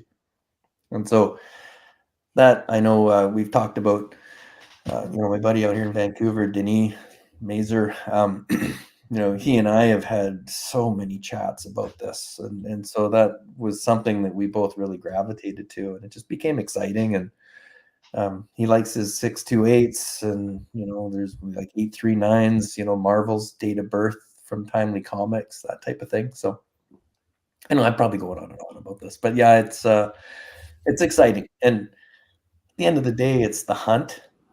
Like a lot of comic book collectors, you go through the long boxes, you go through garage sales, you go to the bargain bins, you try and find those hidden gems. And to me, that's the mint numbers. So that's where I like to spend my time, right? Do the homework, do a lot of Google, a lot of reference checks, I go to Marvel Fandom, I go to marvel.com, I go to Wikipedia, I go to the source, I go to IMDb, for instance, to find out what was the official release date of a film. And Ooh, that's good. anything like Star Wars assets, right? May 14th, 44, Mr. Lucas's birthday. To the Star Wars fandom, that number is huge. Yeah. Right? We all chase the 1977s because that's the first appearance of the show, right? But there's so many other hidden numbers, like the THX 1138s and all that kind of stuff. So there's so many fun ways to go after that. Heather, what's your personal key collectible? Comic, a specific mint. What's my personal key collectible? Real quick, Chris. Yeah. THX 1138. It's one of my favorite movies, by the way. Yeah. I don't want to show my age too much, but yeah, that was a Robert Duvall you special, know. right? Yeah, that was, man. Ooh. But yeah, I mean, that's for a Star Wars fan. That was one of the movies that set George on his career. That's right. Right? So there's so many references in Star Wars to that show. To that, yeah. Right? So there's Easter eggs all over the place in there. So that's kind of cool. Like how many of us learned about Club 33 through VV Magic when this all started, right? That's a pretty exclusive club and that type of thing. But I know I see Heather's question here, my personal key collectible. I mean, for me, I gravitate to the comics because ultimately that's where the characters that we have the NFTs or the digital collectibles, right? That's where they come from. So comics tend to be the first. I like those, and if I had to pick, I would say a comic with the month and year reference mint would be my favorite. And then from there, I don't know how many I have now, but I've got a lot of like 839s, 1839, 8391, right? Anything to do with August 39, that's the official date of birth of Marvel, right? So when it changed over from Timely Comics, so everything dates back to that, right? So I really like a lot of those, and I hope that answers your question, Heather. I'm sorry I was up for a while, but Dee, didn't you have any other questions from the public too? Yeah. I was letting him, explain all that. So okay, so okay. So this is from another community member. I don't want to say their name because I didn't ask them if they wanted me to share that. So this one is NFA. But how would you encourage someone who believes in this space very much, but has been burned badly so far and is hesitant to pour more money into the space? Yeah, that's a huge question. That's the TV commercial. I mean, I feel for a lot of people because I think, how many of us got on board when we were surging, when there was no limit, that a $50,000 Walt could have been going to $1 million. Who knew, right? Because I think at the time we were caught up in comparing what was going on with things like Bored Apes, and it's like I don't get the $1 million for a 2D. Like we couldn't really get our heads around it. This is a Walt Disney statue. This should be $10 million then, right? And so I think a lot of people got really caught up in the hype. There are assets that I grabbed. Did I pay more than I wanted to? Yes, but this is my personal journey, right? Not the financial advice, but I look at what's been happening right now. I was I'm convinced 2 years ago that this was a thing that I wanted to participate in long term. And so I just dollar cost average now. So if I paid $100 for a Daredevil 1 common a year ago, and they're currently at 10, just buying as many as I can afford, because now my average is 15. It's not 100 anymore. And then I have 10 of, for instance, right? And so that's kind of how I've been looking at it. There's a lot of really great floors on a lot of incredible IP. So yeah, no, that's such a good point, right? Like I set budgets. I have limits. I Mhm. know where I can sort of stop or go a little more, and you really have to watch, right? Because you got to pay the bills first. You got to put gas in your car first. You got to Mhm. fill the fridge first.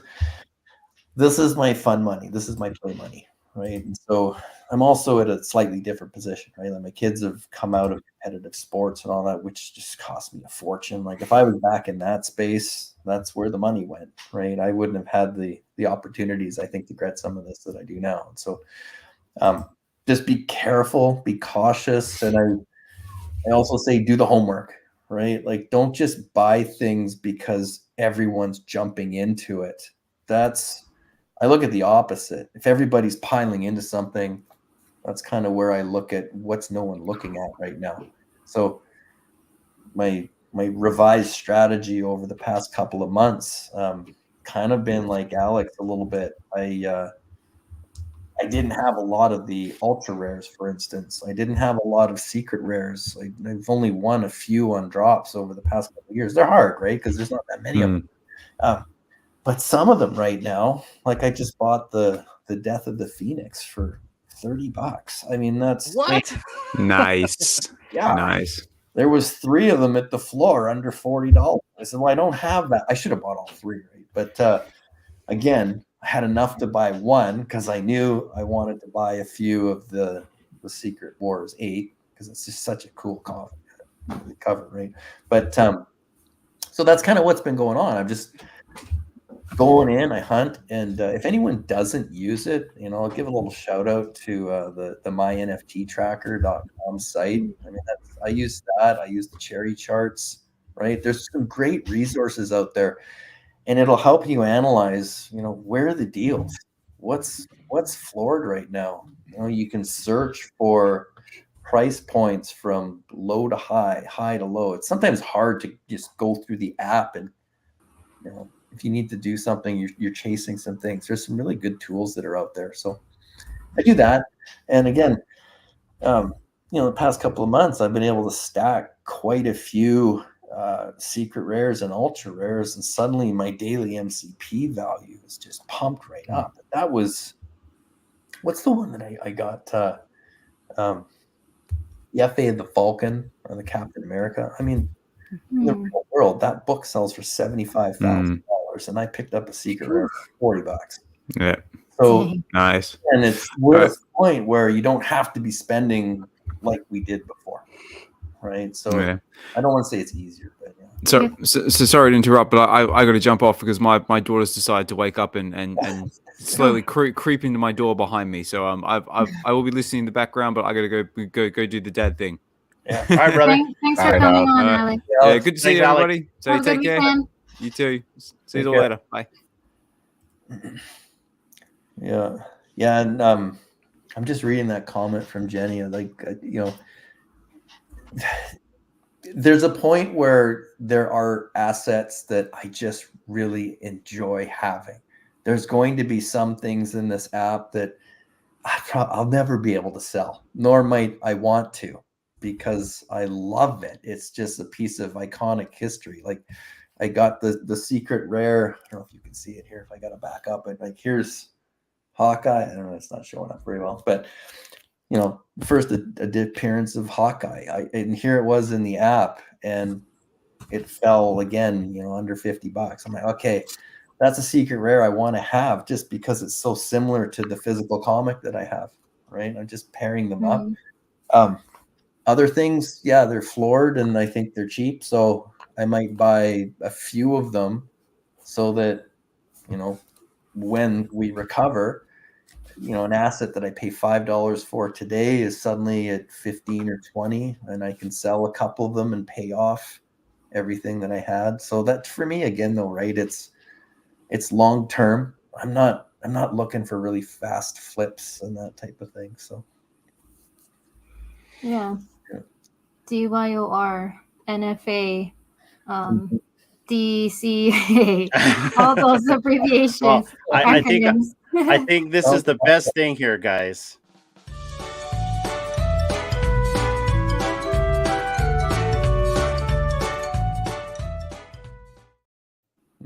Exactly. Having said that, can I run this giveaway real quick, guys? Yeah. Yeah. So everyone in the chat watching right now, I'm going to go in this order. So the first person we pull will win Avengers. Second person we pull will win Batman.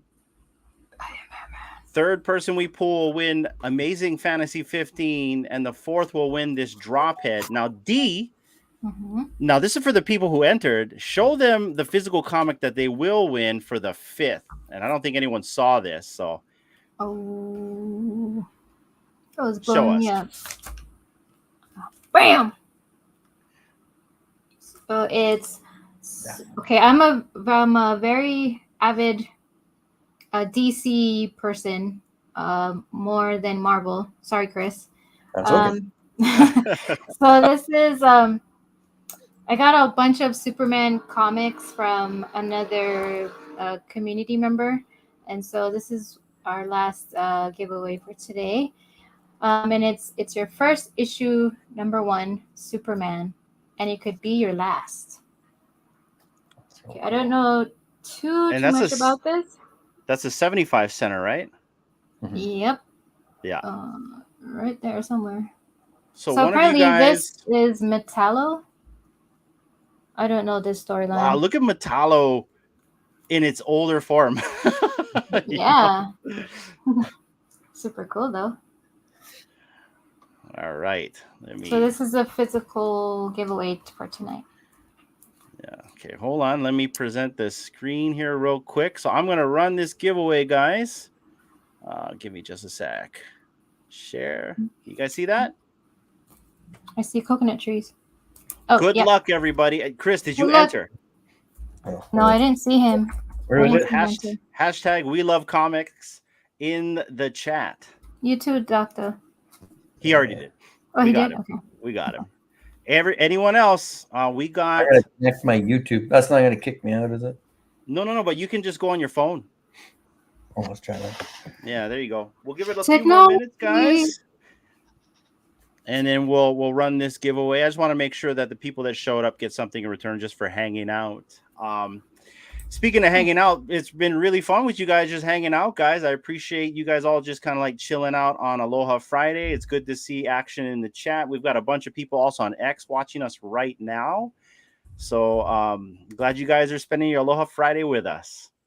Doctor, anything you want to talk about while we wait for this giveaway to go through? I think you're muted if you're talking.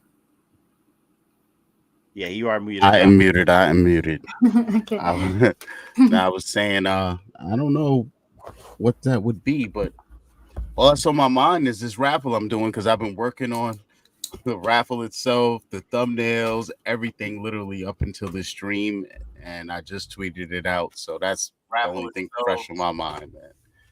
But Heather, do not put an emoji. Just do hashtag We Love Comics. Don't put an emoji. No emojis. That will not work.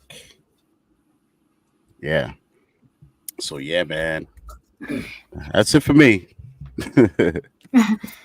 Yeah, I hope you can get some rest at least this weekend. And Me so too. I know you're still kind of recovering. Yeah. But you do sound a lot better than the last time. Yes. I've gotten a lot better since then. Still just zapping my energy though, so I'm just trying to stay with fluids and electrolytes. You got your Exactly. Pedialyte. Yeah. I was joking around with Doctor the other day, Chris. I told him he probably caught the VV fam cold because you probably never went to a VV event yet, right, Chris? I got this shirt at a VV event. This was the. Oh, that's true. At Metaverse Live, right? Yeah. Where I met Mark. I think he's in here. The VV Vancouver, the VVV. That's VVverse. But yeah, the VV Vancouver event. And boy, we had Aaron, My Collectibles, Mark, Tasha. Who else was in there? I know we Roth from Metaverse Life. He came down. These were draws that he gave away, and I don't think he's put out our episode yet. He's working on it. He said for that episode, from a tweet that I saw, that he wants to tweak it and make it right. Okay. So, and I can understand that. I'm a stickler to my own editing myself. So yeah. And that guy's like 110 cents way better than me. So yeah.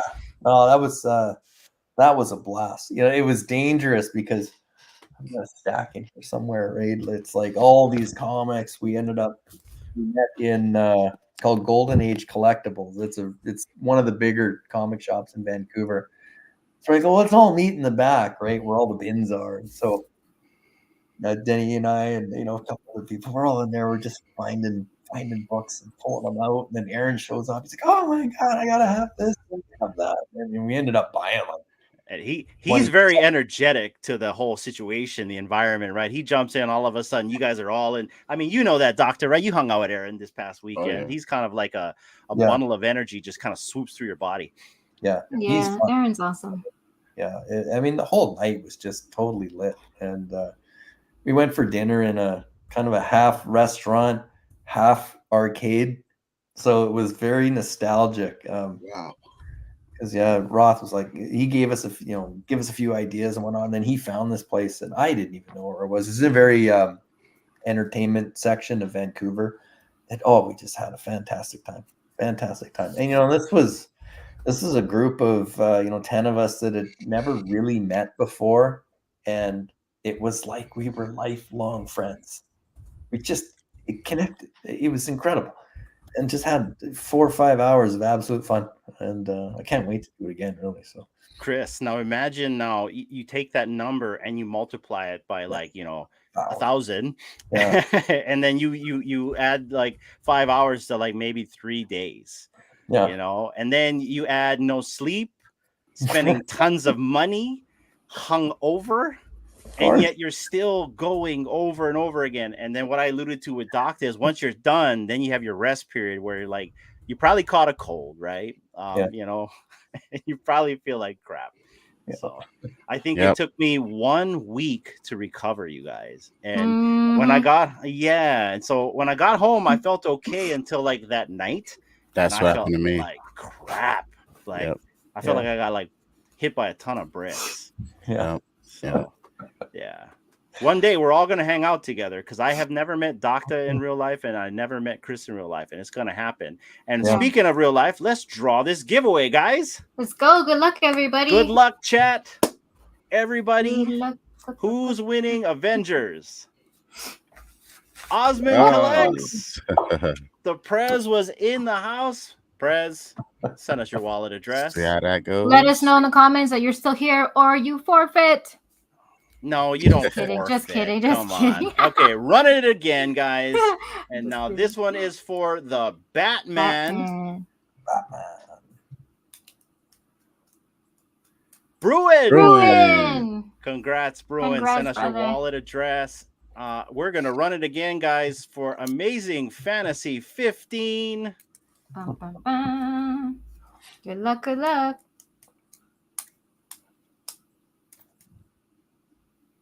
Chris. Nice. All right. Nice. But wait, there's more. Running it again, guys. This is for the Drophead NFT for My Collectibles project. Mission. Yeah. Okay. Last one, guys, for the physical comic, for the physical Superman comic, the 75 center. Let's go. Good luck, everyone. Good luck. Big bucks, no whammies. No whammies. Love that show.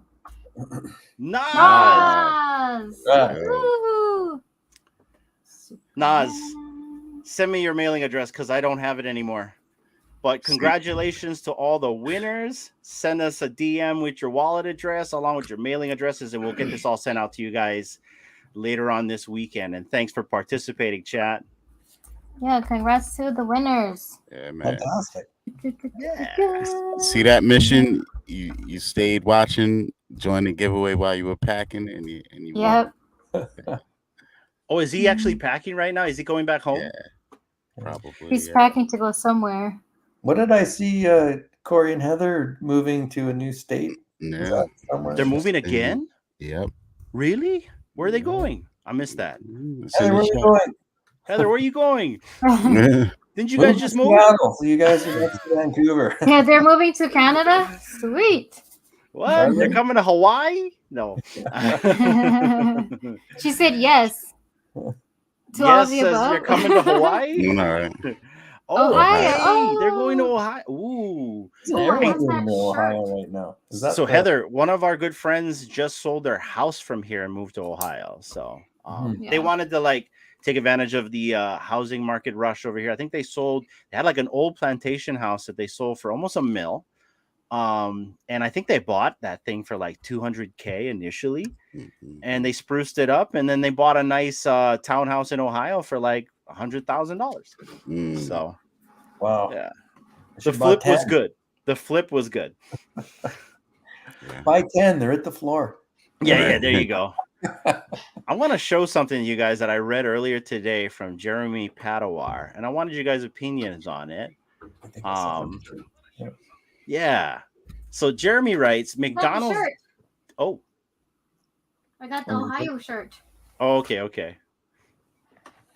So we're moving to Ohio. Anyways, so Jeremy writes this. He writes, McDonald's didn't start their company with a hamburger. They actually started with a hot dog. I did not know that. No. As an early stage entrepreneur, you reinvent your business every year. Try something, pivot, try something else, pivot, try again, pivot, change, especially in the early years. Is almost always critical to longer term success. You simply never know what your business will be when it's all grown up. Tiffany and Company was actually a stationery company. Nokia sold toilet paper. On that note, you can see all the other companies here. And let me zoom this in for you guys. You got like Sony, who sold rice cookers. Wow. You guys can see that right there, right? Yeah. What's your guys' thoughts on this in regards to the NFT space? Like right now, these companies are what they are, like HRO. We only know them as like a card company, right? Cryptoys right now, we only know them as a company that does unboxing and little toys. And even Vivi. Vivi started off as a collectibles company. Now Vivi's doing Viviverse. And that turns into the social media aspect. That can also turn into a digital economy. What's you guys' thoughts on this? Well, I left a comment under the tweet that would pretty much say, "Oh yeah." Oh, let's answer. find out. There's your I gotta answer. scroll. Here we go. Doctor Strange was saying this to a friend literally 2 days ago. Haha. People think the first look will be the only look, especially in a new sector. This post really puts it into perspective, though. Yeah. So 100%. I mean, the Amazon's another great example, right? Like, Yeah. we're just going to sell books. There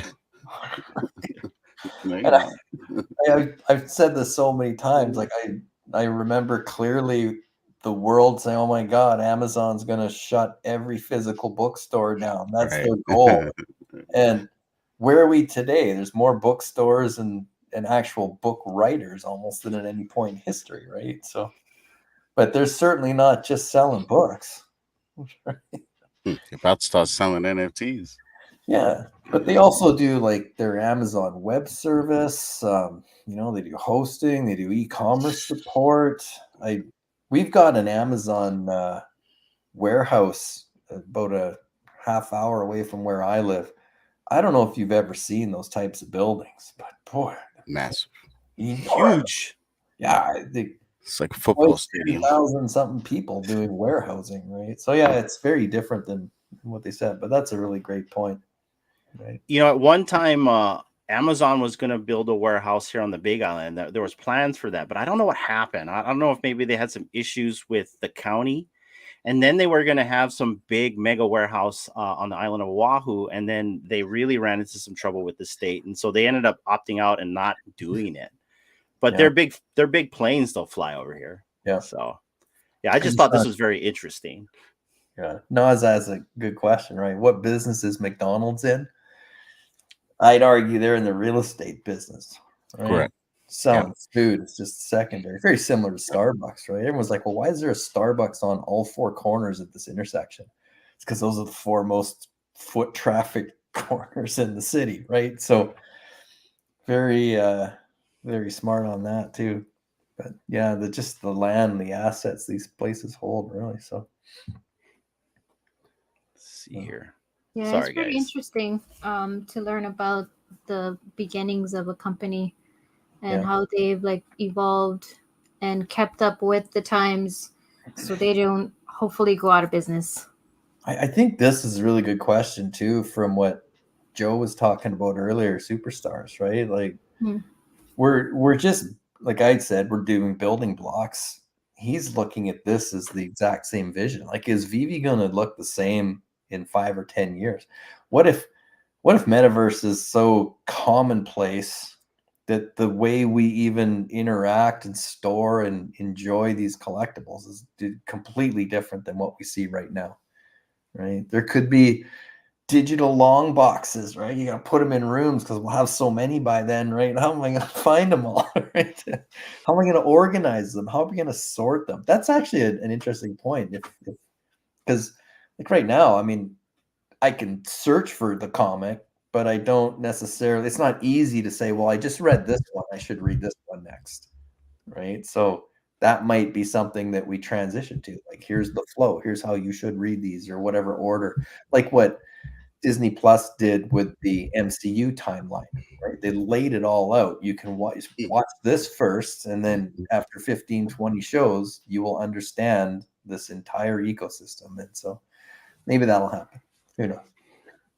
Yeah, speaking on the comics on the app, I was kind of wondering the same thing about, and I don't have any of these because I don't care for them, but the Tarzan comics, we have like 8 or something, I think 7 or 8, and I was like, okay, what is this about, and how the order that Vivi released them, is that the correct order?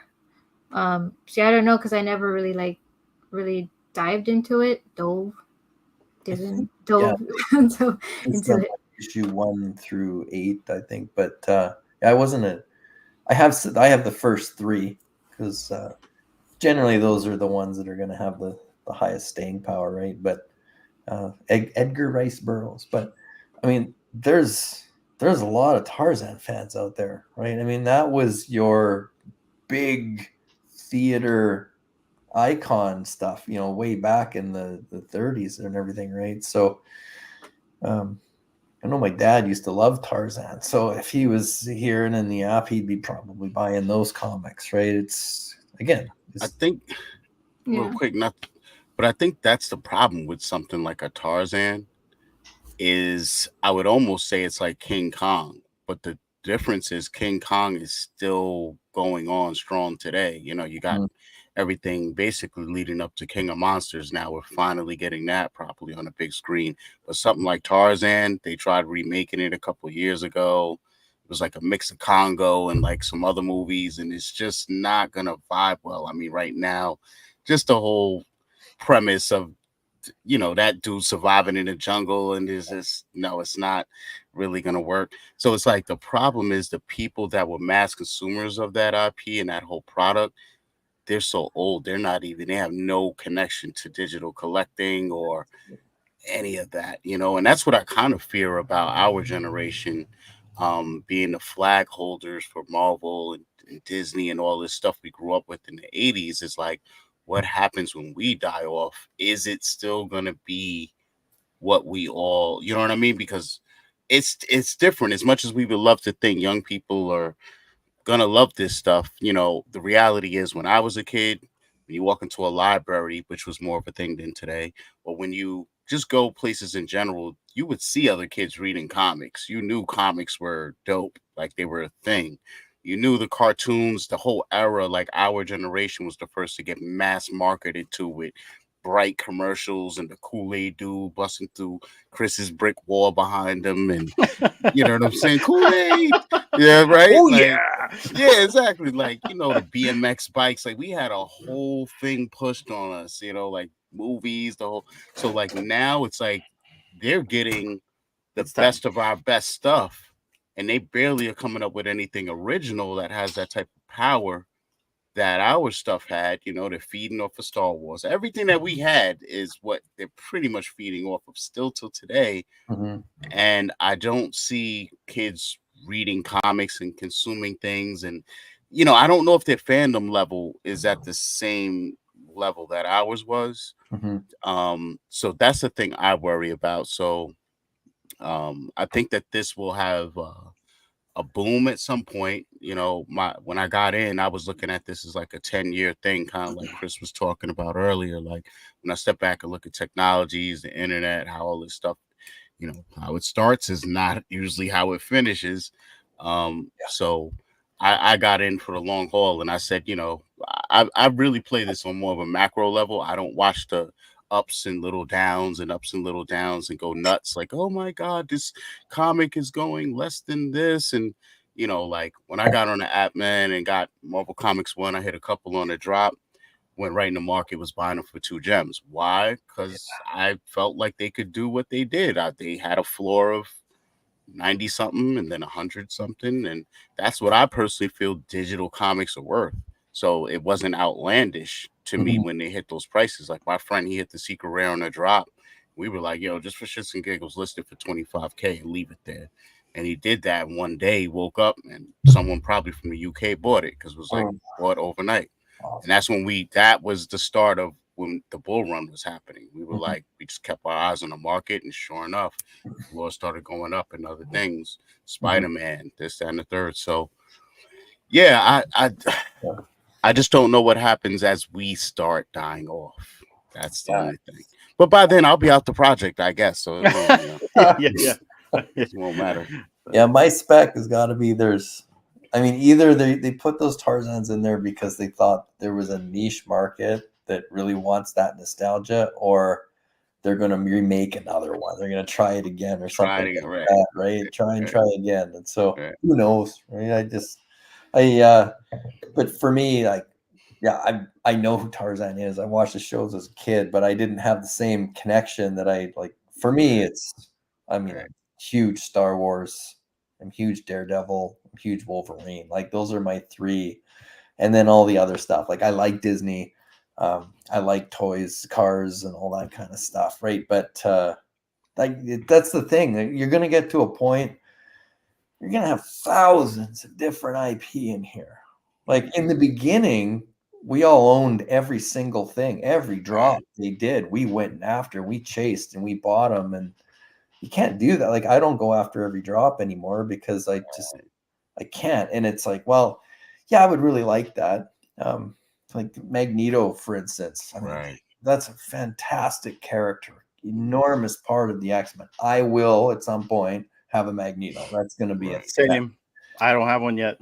But right now, I've got a strategy that I'm trying to chase a few other things. I've got to do that first because it's like it's so easy to just like, oh my God, I was expecting that to drop. Like, oh.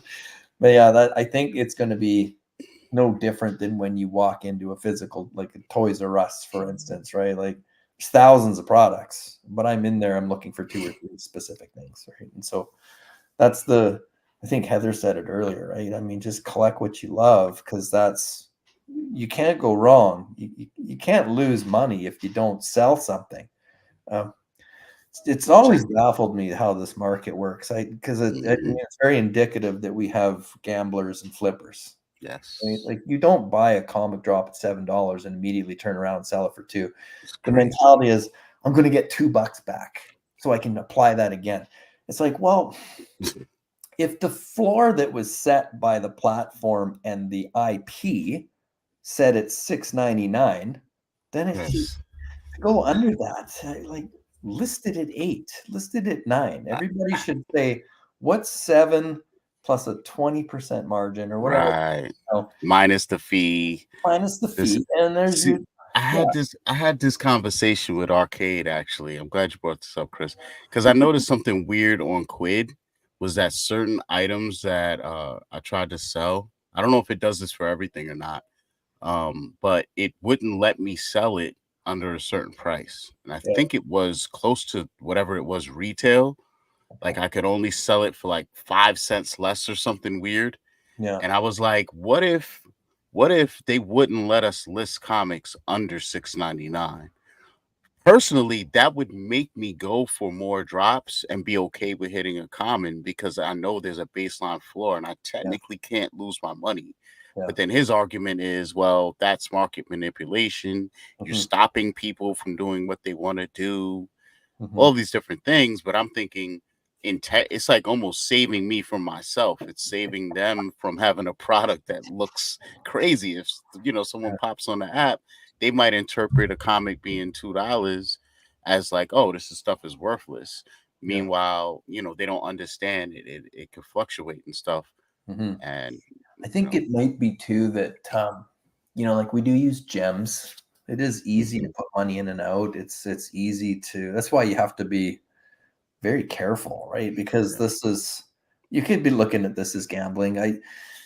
The equivalent is me filling my pockets full of quarters and taking off on the BMX bike and seeing if I could make 2 hours last with the $4 I'd accumulated, right? And so I was just pumping quarters in the games, and there was no return on that.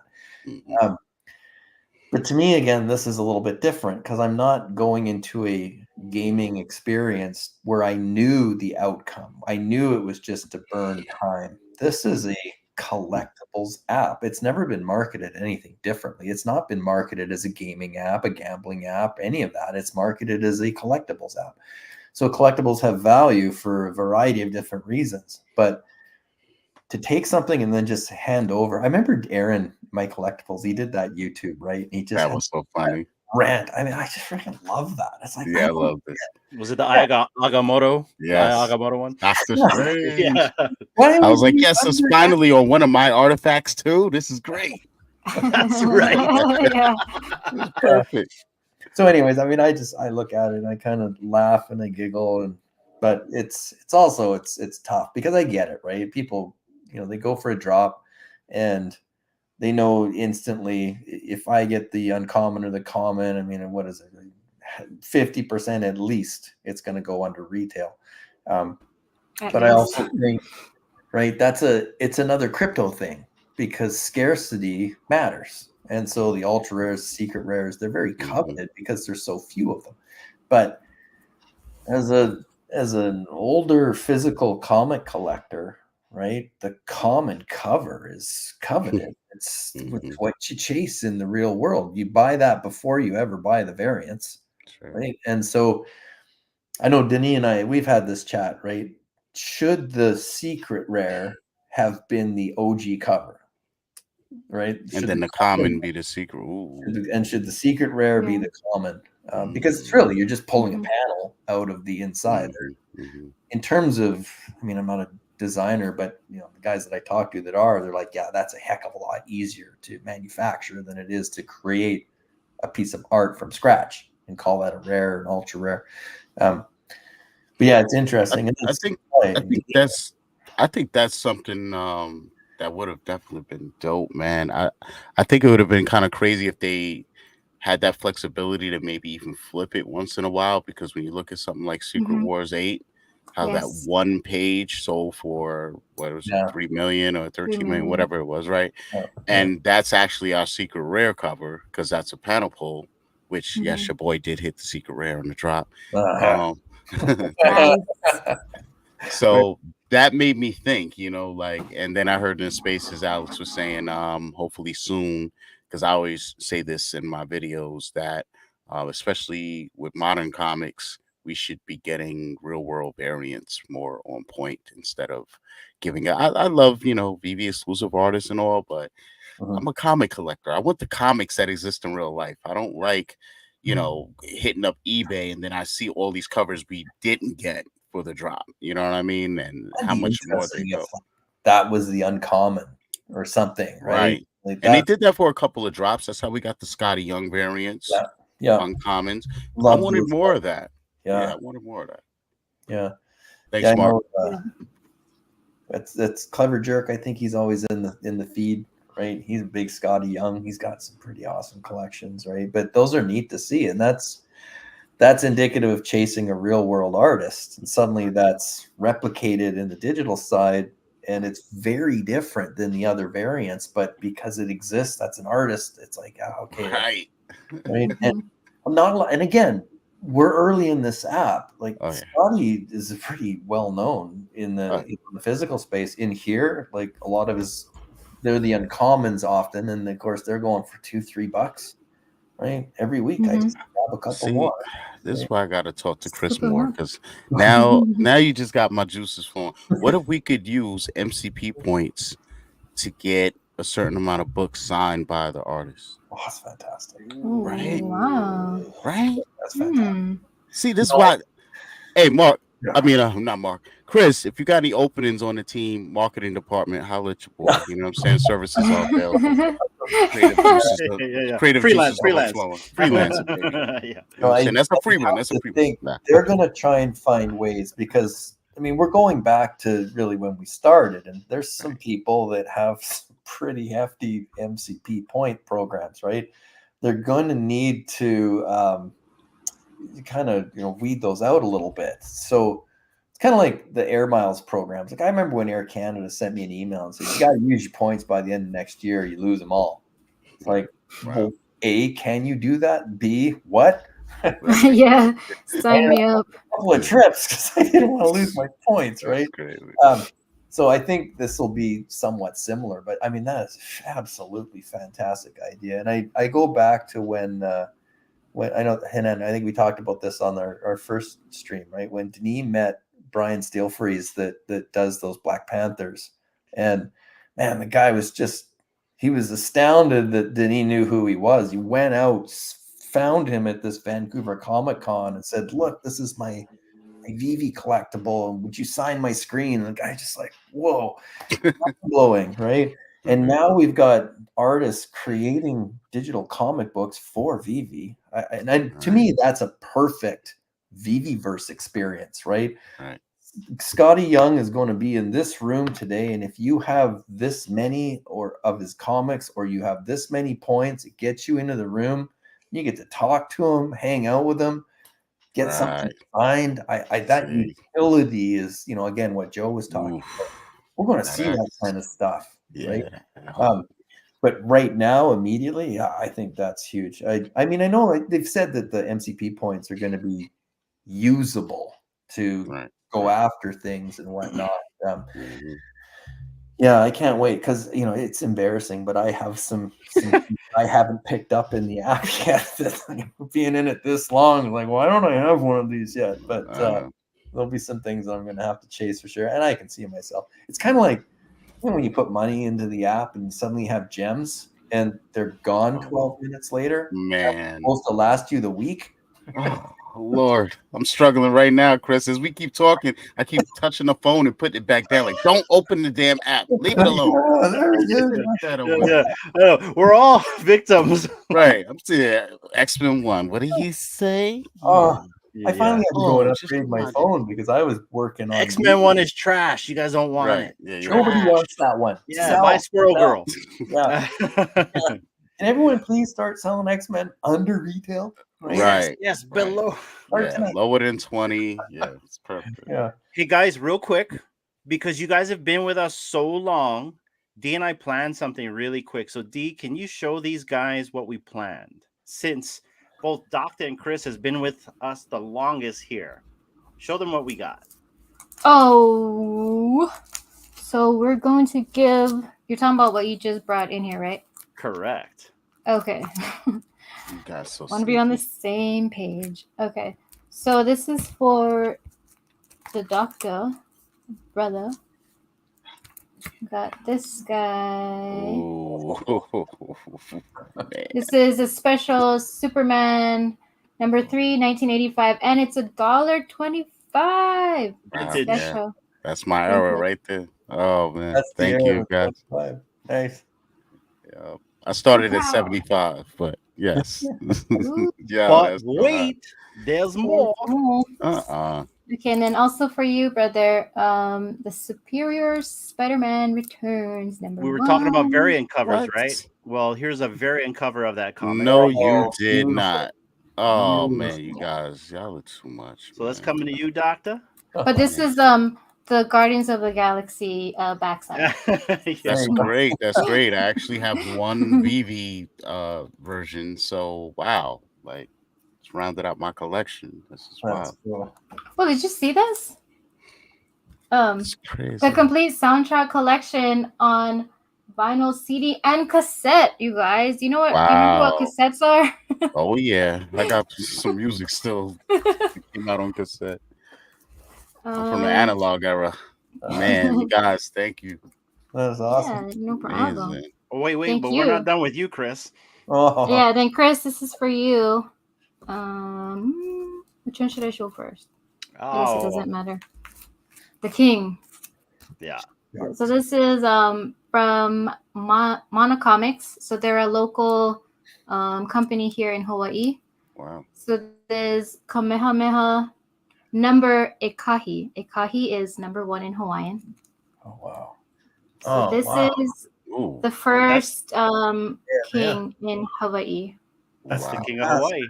Wow. Mhm. And Oh, he's you a comic guys. book hero now. You guys. Yeah. And he was born on this island that we live on.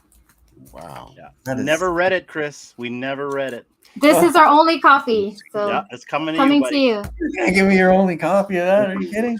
Heck Oh, you yeah. guys. Special mint. Special mint.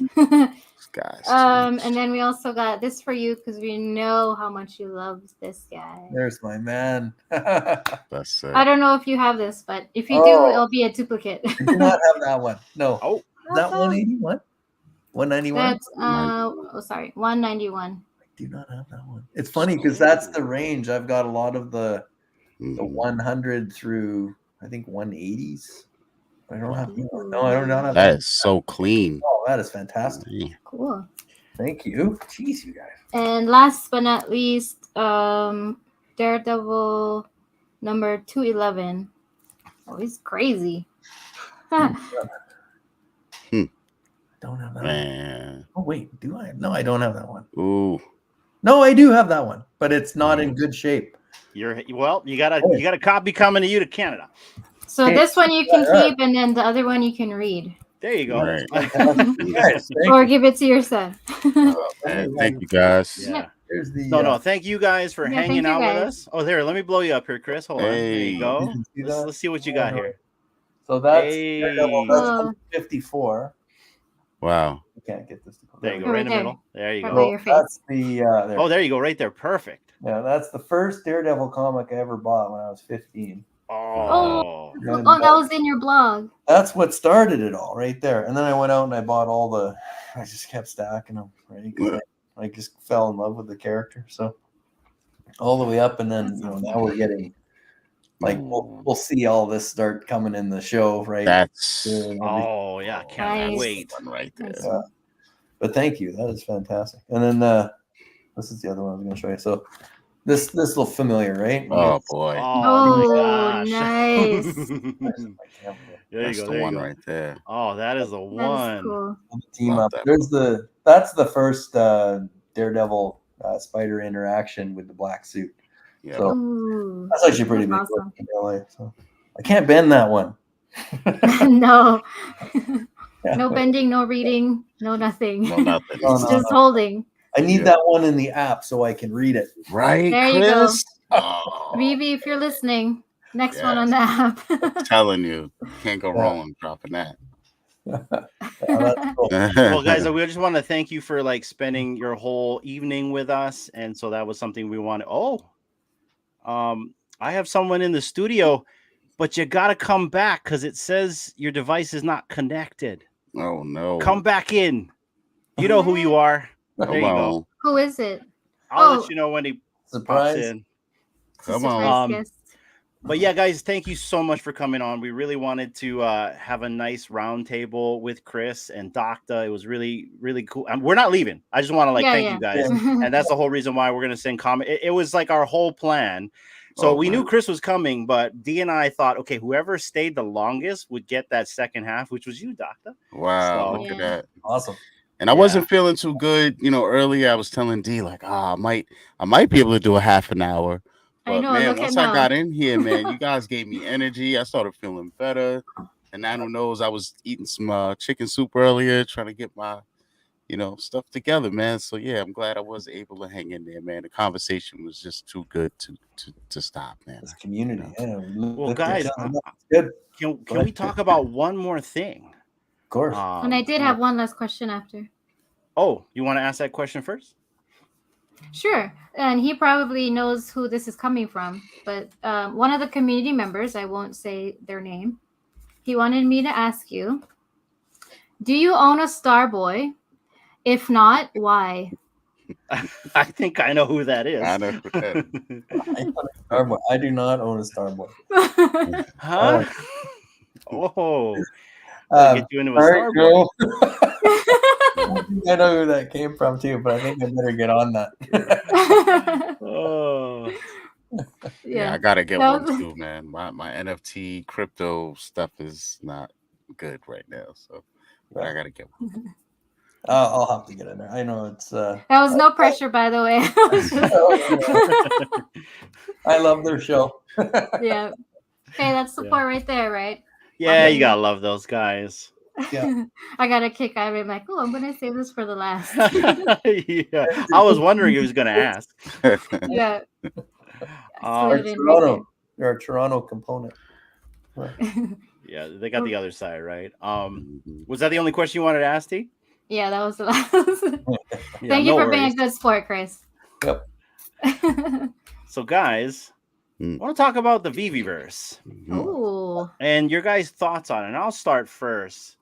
For me, about a year ago, I think this kind of happened after Decon when we talked to Dan about Viviverse. They kind of showed us a little sneak peek, which pretty much wasn't really a sneak peek because it's my understanding Viviverse has evolved since then. But I've always had it in a thought in my head that the community is actually the Viviverse, and what they're doing is building a construct for us to just kind of go and hang out, socialize, do commerce. I mean, we have Twitter spaces, we have Facebook groups, we have Discord groups, we have X. We're doing it on this. And so I just see this as the evolution of all of that. What do you guys think? Love that. One place, right? I don't know. It's I think Gary said this earlier, right? Like, imagine a place where you can just say, okay, show me where everyone is that likes this, or where are all the Spider-Man comics and that kind of thing. I think right now, yeah, it's hard because you've got Twitter, Facebook, Instagram, Discord. Where am I missing? TikTok. Whatnot. Nah. Yeah. eBay. There's so many places, right? And but I think also too, people like their own platform, so it's hard to say. But I see this. I think Alex mentioned this on a WebV one time, right? Like, you know how he's been doing the weekend, like reading a comic book. Like, you'll be able to go and all hang out together and listen to him and watch him in his avatar or whatever it's going to be. Yeah, I think it's going to be fun. I think it's going to be great. There he is. Hey, Aaron? what's up? How are you? Aaron? There he is. Aha, you couldn't resist, huh? Oh, of course not. You guys are gonna. I couldn't miss Chris's interview here, and so I thought I knew you guys are ending soon. I thought I'd just pop in and say hi. I wanted to show you a comic I got at New York City Comic Con, though. Yeah, You guys are Okay. showing comics. Do it. Go for it. Okay, let me show you this one right here. Check this out. Here, let me make it bigger. Oh. Okay. There we go. Oh. Spider-Man look at that. 48. Mm. Wow. So I picked this one up at for 52 US, Mhm, mhm. and Okay. I just love it. It's just a beauty. So I thought I'd show you one. Aaron, Sweet. check this That's out. I don't cool. know if you can see it. This is Daredevil 225. Yeah, Oh. look at that. I know. Lord. Oh, Wow. Culture gets around. Look at him. Doesn't I he, know. man? He's He's not cross allowed- branding. Oh, that's awesome. Good pickup. I know. Anyway, great. Good Just stuff. watching you guys tonight. It was so awesome. I just wanted to say hi because you sent me a Yeah. link, D, earlier, and I had family over, so I couldn't join. But Yeah. no nice. I just had fun watching you guys. Doctor Strange, man, I miss you already, buddy. I'm telling you, man, we got to make something happen, MC. Gotta get over. We had to so you much next fun. time. Any stories you guys can tell us while you're here? I mean, It's not what goes not. It on wasn't at Vegas, so Comic-Con. He's at Comic-Con, Yeah. is it? Right, Chris. Chris has the rules down. You're allowed to come out here next year, Chris. You're allowed. You're Oh, allowed. yeah. We gotta all be there. We gotta all. Yeah, I hope Chris comes next year. I hope D and Hananu make it next year. You guys Gotta are get so a space close together. Or I this know. is the Yeah. San Diego one. Maybe we can go to that one. That's well. Yeah. That's a lot see, of and I've never been to There's Cali. a chance. So There's a yeah. 50-50 chance one of us may come to the California one. The Okay. decon one, but we were actually planning to go to SDCC because a lot of Web V who can't get into SDCC will just hang out outside. You know, Mhm. I mean, just because we can't go inside the con doesn't mean we can't hang That's out as man, community, right? that's what So so many people did with the New York thing. You know, there were people who made plans like before Vivi officially announced whether they were coming or not. Mhm. People were like, "Listen, we're just gonna meet up regardless," you know. Yeah. So yeah. So, Aaron, one thing that you took away from New York Comic Con, now that you're back, you hung out with the fam, you got to see the Funko, you know, that 18-inch Funko, which pretty much that motivated you to buy it. I probably would have bought it if I seen it as well. What's the Yeah. biggest takeaway from the whole weekend?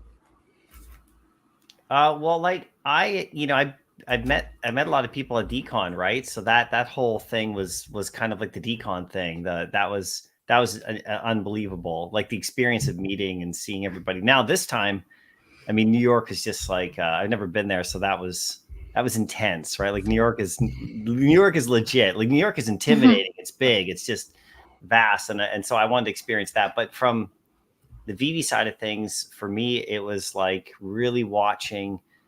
I wanted to see what they were like with Marvel, like if they were over in the corner or something, you know, and going there and just watching what was going on.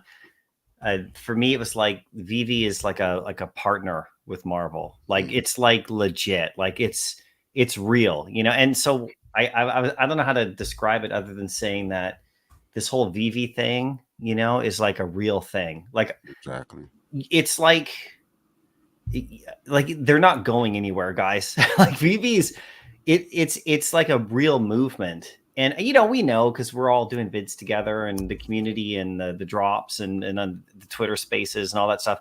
But seeing how they were like on equal footing with Marvel. Symbiotic. Yeah, at the New York City Comic Con, like I just stood back across the little walkway because the way, you know, there's the booths, right? And they have like the red carpet inside them. And then there's like the black kind of carpet that separates everything. So I was on the other side a lot and I was just watching and I was like, is Marvel going to give VV credit or how does that work? And it was like full on, like, this is VV. This is like, they're the only two, they're both together. Yeah. There's no other companies. It there wasn't like that last year though. Yeah. That's why I say like they definitely learned from the previous year, and that's what you should do. And I think that the room for improvement needed was literally covered in your video, MC. So I hope they implement all, if not some of those things. Yeah, I think VV's strong enough to have their own booth as well as the Marvel connection. They shouldn't lose that. Like keep the booth with Marvel, keep that partnership. That's like, if as long as you can. That was insane. But they could be in another location as well in there and then do like, hey, we also have Batman and all that stuff and Star Wars, right? But yeah, for me it was just seeing that like hearing some of the stuff behind the scenes too, like, because we hear a lot when we're there at these parties and stuff, right? We get a lot of conversation stuff we probably wouldn't, you know, come and make videos about, just little hints and stuff. And like they're hiring so much staff, VV, right? They're growing, they're planning all sorts of stuff, not just drops. I'm talking like these connections they've made, the addiction comic connection there with you know, the Metropolis comics or whatever is massive. Like those kind of circles of comic you know, dealing and collecting at the highest level is now aware of VV. And you have one guy who's in there who's, you know, made his own comic now with VV, and 2 years ago didn't even know about VV. And there was a story I heard about from Mr. Pags, you know, who was trying to buy a Marvel comic 2 years ago for $500,000 off the guy who is like literally the addiction comics dude. And that was 2 years ago. And he told the story about how now that guy knows all about VV and has made a comic through VV, and it's printed as well. And so the connections that VV's making with the comic book world, like in New York, I mean, the biggest of all, that's going to be like, that's going to grow like hugely. It's really interesting. So that's legitimacy for everything we're doing. And then just the Marvel thing. I just was like, I really sat back. Like I really just watched, the first night we partied hard, but after that, I didn't drink a single drop of alcohol. One, I'm a bit old. I can't do that more than one night, but but I just sat back and I was like, I wanted to see for myself, like, is this like legit? And the thing I came out of was just like, Vivi is just real. Like it's a real thing, guys. Like it's getting serious. They're doing stuff. I know the bear market and all that, but they're doing stuff like with their partnerships and the amount of staff they're hiring. It's going to another level, and I don't know when that translates into Walt being worth 50,000 again or anything, but it's just the company itself seems really strong, and that Marvel partnership. I've never really seen anything like that before. Like, why is Marvel so bullish on Vivi, and why are they in such on a par level? Like, why are they letting Vivi have their booth with all of their logo and constantly promoting them on their big screen on the main stage, with hundreds of thousands of people walking by all weekend long? They're not like, oh, hey, check out, they're like, Vivi's in the booth. And I know you saw the photos, but until you stand there, so that was my biggest takeaway, is that the company itself, they seem really really on the forefront of doing some big stuff that we don't even know about, right? But you hear things when you're there. I'll tell you that much. You hear a lot. So yeah, I don't know. I'm rambling, but Oh, that's so cool. It's all good, Because man. I often think, like, I look at this because I wasn't there. So I watched a lot of content. I read a lot of things that people were putting out. And I always go back to what you just said. Like, Marvel could have anybody sharing the booth with them. They could have their production studios. They could, I don't know, the cosplay. Like, they had so many avenues. This is now year 2, and their Vivi logo is kind of the same size. Yeah. It's not like Marvel and Vivi.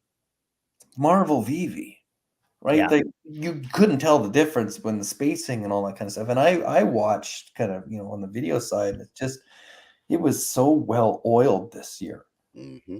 Right. I mean, everything came across smooth. That one thing when Corey went out in the crowd, right, and he pulled Wolverine and Deadpool, those two cosplay guys, had them do a little mini battle, in front of the Marvel booth. Like, this was just like, this takes effort usually to coordinate this kind of stuff.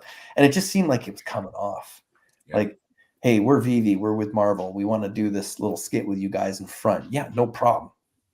Right. Yeah. There's some clout that's coming out of this now. It's becoming recognized in that space, right? I mean, kind of, fingers crossed, like, man, imagine if we see that happen at the Star Wars event, or if we start seeing Vivi do things at Disney experiences and stuff, right? I mean, but the potential is there because the practice is happening and we're seeing it come off so flawlessly. And challenges with the internet, I heard, and all that kind of stuff. I mean, that's a building wide thing. Yeah. That's the building. That wasn't anything to do with Vivi and Marvel, right? So, but they like, it was a Marvel event. mm-hmm. Like, that's the other thing that's why I said, like, Dr. Strange, you talked about some of the suggestions, because we talked about this stuff, there. It's like, it was a Marvel Vivi event. It wasn't a Vivi Star Wars, Disney, Mm-hmm. DC, anything like, none of that stuff was mentioned, right? None of that stuff was brought up. Vader, I mean, the volunteers were showing people, like, at the booth, like, there's volunteers working all day and night, showing everybody the app and stuff. But it wasn't like any of that was mentioned. There's no mention of, like, R2D2 or something. And so that's why, I was like, well, Vivi's big enough. Like, I saw that they're strong enough now. Like, they really are strong enough. Yeah. I mean, that Marvel booth is the #1 booth at that entire thing.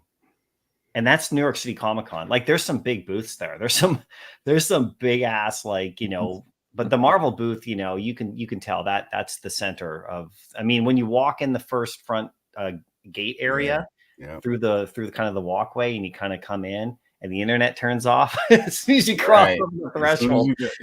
It's like, I think they have a dampener in there, but anyway, Marvel's like right in front of you, right? You just walk straight down the #1 hallway, and there's Marvel and there's Vivi.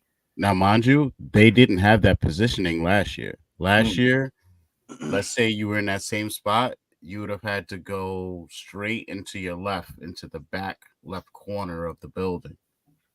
So they kind of had like that back area. And this year it was way more like centralized than before. So that's why I said they learned a lot from last year. Yeah. Was it hard getting close? Like some of the crowd scenes, it's like, man, would you have to wait an hour to even get towards the booth? Or was it?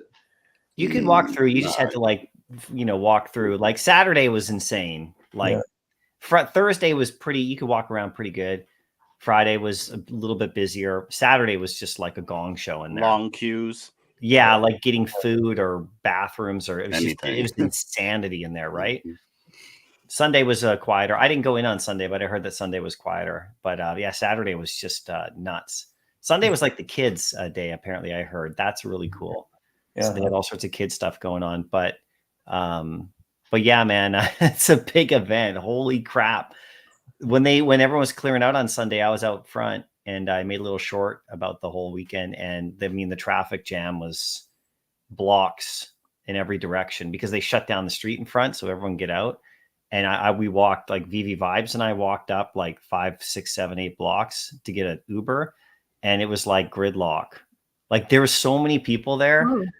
Nuts. Wow. At least he was with you because he can see above everybody, right? He's pretty tall. So that's strange. You and me, we were like at the party and like we're like having to like we could, I'm not like super short or anything, but yeah, there's some tall people there. Oh yeah. Vibes is one of them. He doesn't, he's played football in college, right, or something. So he's a big dude. Yeah. And we appreciate you guys telling us these things because like I'm like Chris, like I'm on the outside looking in. I know what it now feels like to be on the outside looking in and going to decon now. And so I was like looking for streams, looking at any type of content that we could find. Dr. Strange's Twitter group just to see some type of boots on the ground, and you guys all look like you had a good time. Yeah. Have any of you worked trade shows before in the past? I went upstairs at this one and I saw the 501st Stormtrooper group. Oh, sweet. They were upstairs and I saw them on Saturday. I didn't see them the first few days. And I went up there and they were like, I've done that. I've been in those like, at like the Fan Expo in Vancouver, like we've ran those. So, and I've actually had my own, I've been a vendor at a lot of those things, nothing at the size of New York City, but I've been a vendor at selling toys and comics and stuff and all that. Yeah. So yeah, there's a ton of work that goes into what they did, the VV, what they did, and because they're exhausting, right? Like, you're on your feet all day, and you're at it again the next day and the next day, and then we're watching content that you're out, you're at the VV parties and the signings, and they're moving around to all the other vendors. Like, it's tiring. Like the amount of work. Like I see the work going into this. I'm like, that's what I love. That's what I love, and it's a labor of love, right? There you go. Hard to feel like you're just at a job when you're passionate about this, and that's kind of why I jumped in early too, right? I mean, it goes all the way back to what we talked about at the beginning of the stream. Like, why is VV and Marvel partnered here? Why is VV and Disney partnered? And like, how did they pull that off? It's still Marvel, they believe in like digital collecting. I mean, obviously it's going to be profitable. It's going to reach tons more people. There's less cost involved. There's endless possibilities of what you can do with it, like in terms of like the experience. And like if people don't believe in VV, I mean, like Marvel does. Like Marvel's like, this is like VV's their gateway into digital collecting. And you can see digital collecting is starting to pick up. HRO's booth was there and they were killing it all weekend. Yeah. And giveaways and stuff like Waziverse, he's there spinning the wheel, big, massive line. I mean, they're giving away packs, so obviously they're going to get attention. That's a really good strategy. But everyone's all over the HRO booth. I saw Cryptoys, going around. Like she was Steph, right? She was going around with her, talking to people. They'll probably have a booth next time. I mean, they could. Everyone would be like checking out that. They would be like thinking that was really cool because they have, You can see that it's coming. It's still a Comic-Con though. Like it was still physical, physical Comic-Con. But having a physical comic, super smart. That thing was like big line for people to buy it.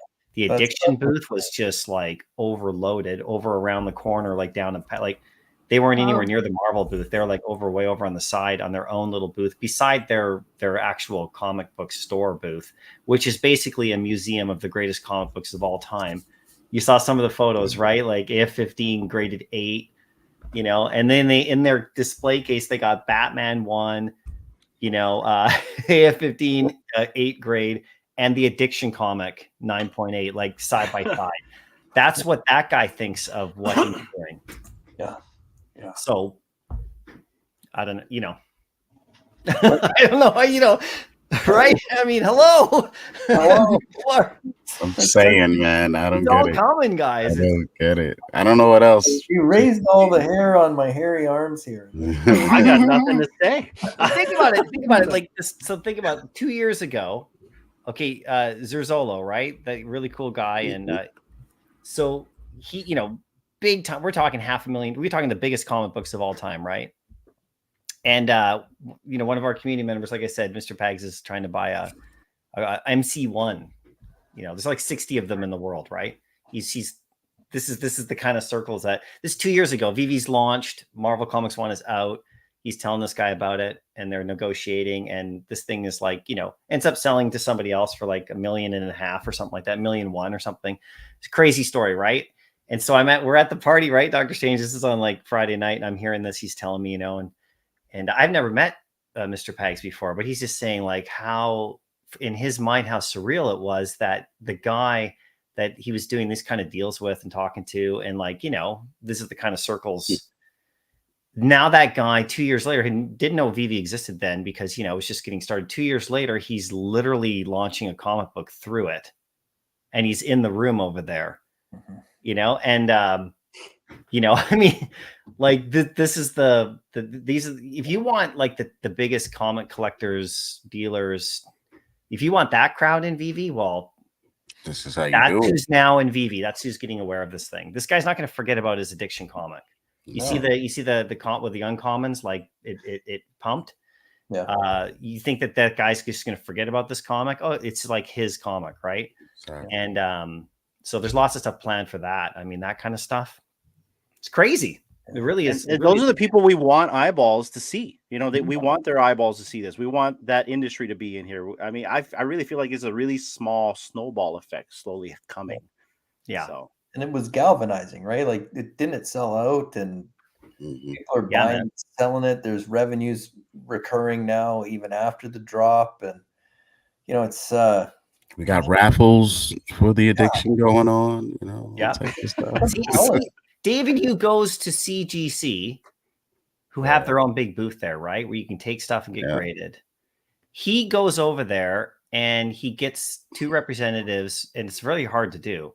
Apparently, he got 2 representatives to come to the Marvel VV booth and witness signatures of David Yu and Dan and them signing the Superior Spider-Man comic, you know, exclusive, and getting it graded instantly. Like CGC is with VV grading like VV comics at the booth in real time, like because they have to witness the signature, and then they were doing the same thing with the Addiction one, right? So like and just so you know, in case people don't know, the Addiction people, the people that work at that comic book store and all that, they're the ones who invented the CGC grading system. Right. So you have the inventors of CGC's grading system, the 10-point grading system, like launching a comic through VV and a physical to match. So do you think do people think that they don't understand? They don't think VV's legit, and these comics we're collecting are legit? Like this is like another. I didn't know that they're the people who invented the CGC grading system in New York. Yeah, and they're coming up with it, and right? They have development for a new system too that they're working on, according to Steven Fischler. Yeah, digital one that they're going to utilize blockchain technology. Right. So buckle up. I don't know what to tell you.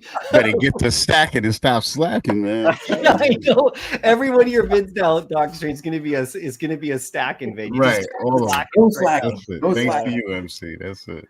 Yeah. Oh God, I'm sorry, Oh, guys. man. I came up late. I know you guys have been going for a while. No. It's all good.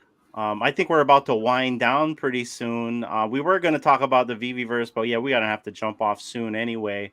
But first off, I want to say thank you very much for Chris for giving us his time tonight. Plus, I got to talk story with my friends, and it was really good to just kind of like have a round table and jam with you guys tonight. So if we could around the room, could we just give our final thoughts, and we'll start with Doctor Strange. Oh man, final thoughts. I'll keep it simple. I appreciate you guys having me on. It was a pleasure finally getting to meet and talk to Chris. My collectibles is always a pleasure. You already know the drill. And yeah, man, I don't want to keep shelling my stuff, but man, I got an awesome raffle going on. What can I tell you, man? I have to curate these things very carefully. I put a lot of time, energy, and effort into it, man. Bring you guys something of value. So I'll keep it sweet and just say, check out my Twitter page. You'll see all the information there. Hop in. Good luck. Raffle will be Sunday, 7 p.m. on my channel. That's it, man. All right. All right. UMC, MC? I know you just kind of came a little bit, but what's your final thoughts for tonight? Oh, I just I just consider all of you my close friends, and I appreciate you guys doing everything you're doing here for sure. And when you come back from an event like that, the last time I came back, there was this kind of like almost a downer feeling because you're around everybody and you're just like so pumped. I didn't feel that way this time. I came back and because everybody's here still and we're all hyped. I feel like it's like this momentum that is just kind of like carrying over. And I really think that, I'm not drinking the Kool-Aid from New York. I really watched the company. I really wanted to like look at Vivi and Marvel and I really liked what I saw. It's very encouraging. And so that's just one part of what Vivi's doing. And that's the crazy part. So, and D, you said you wanted to talk about the Vivi-verse and stuff. Well, I got the chance to quickly talk to Dan. More people are getting in like in next week or two or whatever. And that's going to be something else. And you hear all sorts of stuff when you're around people there at these kind of events. Right. And to me, it just seems like a great time. Where it's just such a great time. So don't worry about the market on some stuff. Look at how thin the floors are. There's no uncommon comics left. There's like 15, 20 listings. I mean, everything the people who know are they're just putting stuff away. And we'll see where this goes. But I appreciate all you guys. And I just gotta say to Dr. Strange in particular, man, like I know we talked and stuff, but meeting you in person, we had some really good conversations into the night, and that was really great. So, so great to meet you in person, and you guys. I can't wait to see you guys again. The rest of you. Thanks for letting me come up for a few minutes. Aaron, you're always welcome to come up. No problem, man. Go ahead, D. Go ahead, D. Sorry. So, MC, this one is for you specifically. Bruin 88 is asking, what is the difference between the signed copies that were in person at New York Comic Con and the ones that they're having online? Do you know? I don't. Yeah, I really don't. I don't know. I haven't looked at the ones they have online. I haven't had a chance to do that. All I know is the ones they signed there. You got them signed in person, like in real time, like you lined up for it, and they signed it in front of you. I got, basically there's 4 people that I got. There's like, there's the artists and the writers, and there's like the publishers, and I got all 4, and then David and Dan on top of both issues. They're both actually, they're here. They're here. I have them somewhere. in your big stack of comics. They're here. I don't know what the difference is between the ones online. I guess they just sign them, right? But like, you know, So everybody, cool. right? So, and then, you know. Did you check your serial numbers? And yeah, this is these ones are Comic-Con exclusive, so they have down in the corner they have the number and then the Comic-Con logo. So I don't know if the ones online have that. Right. That might be the difference. Maybe. I mean, you can see this one here is similar, right? Shoot. I'm really sorry. Sorry. Oh. It's got like that. See over here in the corner? Yep. So that might be the difference. I don't know. So if those aren't on the ones online, then they're just because you know there's like these ones are the Comic-Con ones from the like the desk. Yep. Okay. There's only one signature online, bro. Okay. Yes. He's looking now. But Bruin, like it's $15 with or without a signature. You might as well get one with a signature. Yeah. So just makes sense. Unless you like the nice and clean. I got a couple of the superior ones, no signature. And I got a couple of the addiction ones, no signature, which I'm giving away, right? Those are my comic rewards this week. I brought one of each of those covers back, and then 2 of the Superior Spider-Man signed by David and Dan. Those are going out on my channel like this week coming up, right? You guys know. So I just bought them for the fam because you know. You get because you're MC. That's why. And big congrats to D for winning one of those giveaways from you. Oh yeah, thanks, man. That was awesome. You won the card because Dr. Sheen, I know you got some of these too. These little cards they were handing out. Nice, yeah. You know, like these are the ones that the volunteers were handing out, and they're signed down there, right? And the cool part about the ones that I got is that David, you took a picture of them after he signed them. Because I told him what they were for. I said, I'm going to give these away. So can you sign a few? And he's like, yeah, sure. And the guy signed probably like 1,000 comics. Yeah. Well, he doesn't have to do that. It's all free. He took it. You know what? He took everybody around on that day. What was it? Friday morning? Yeah. To Artist Alley.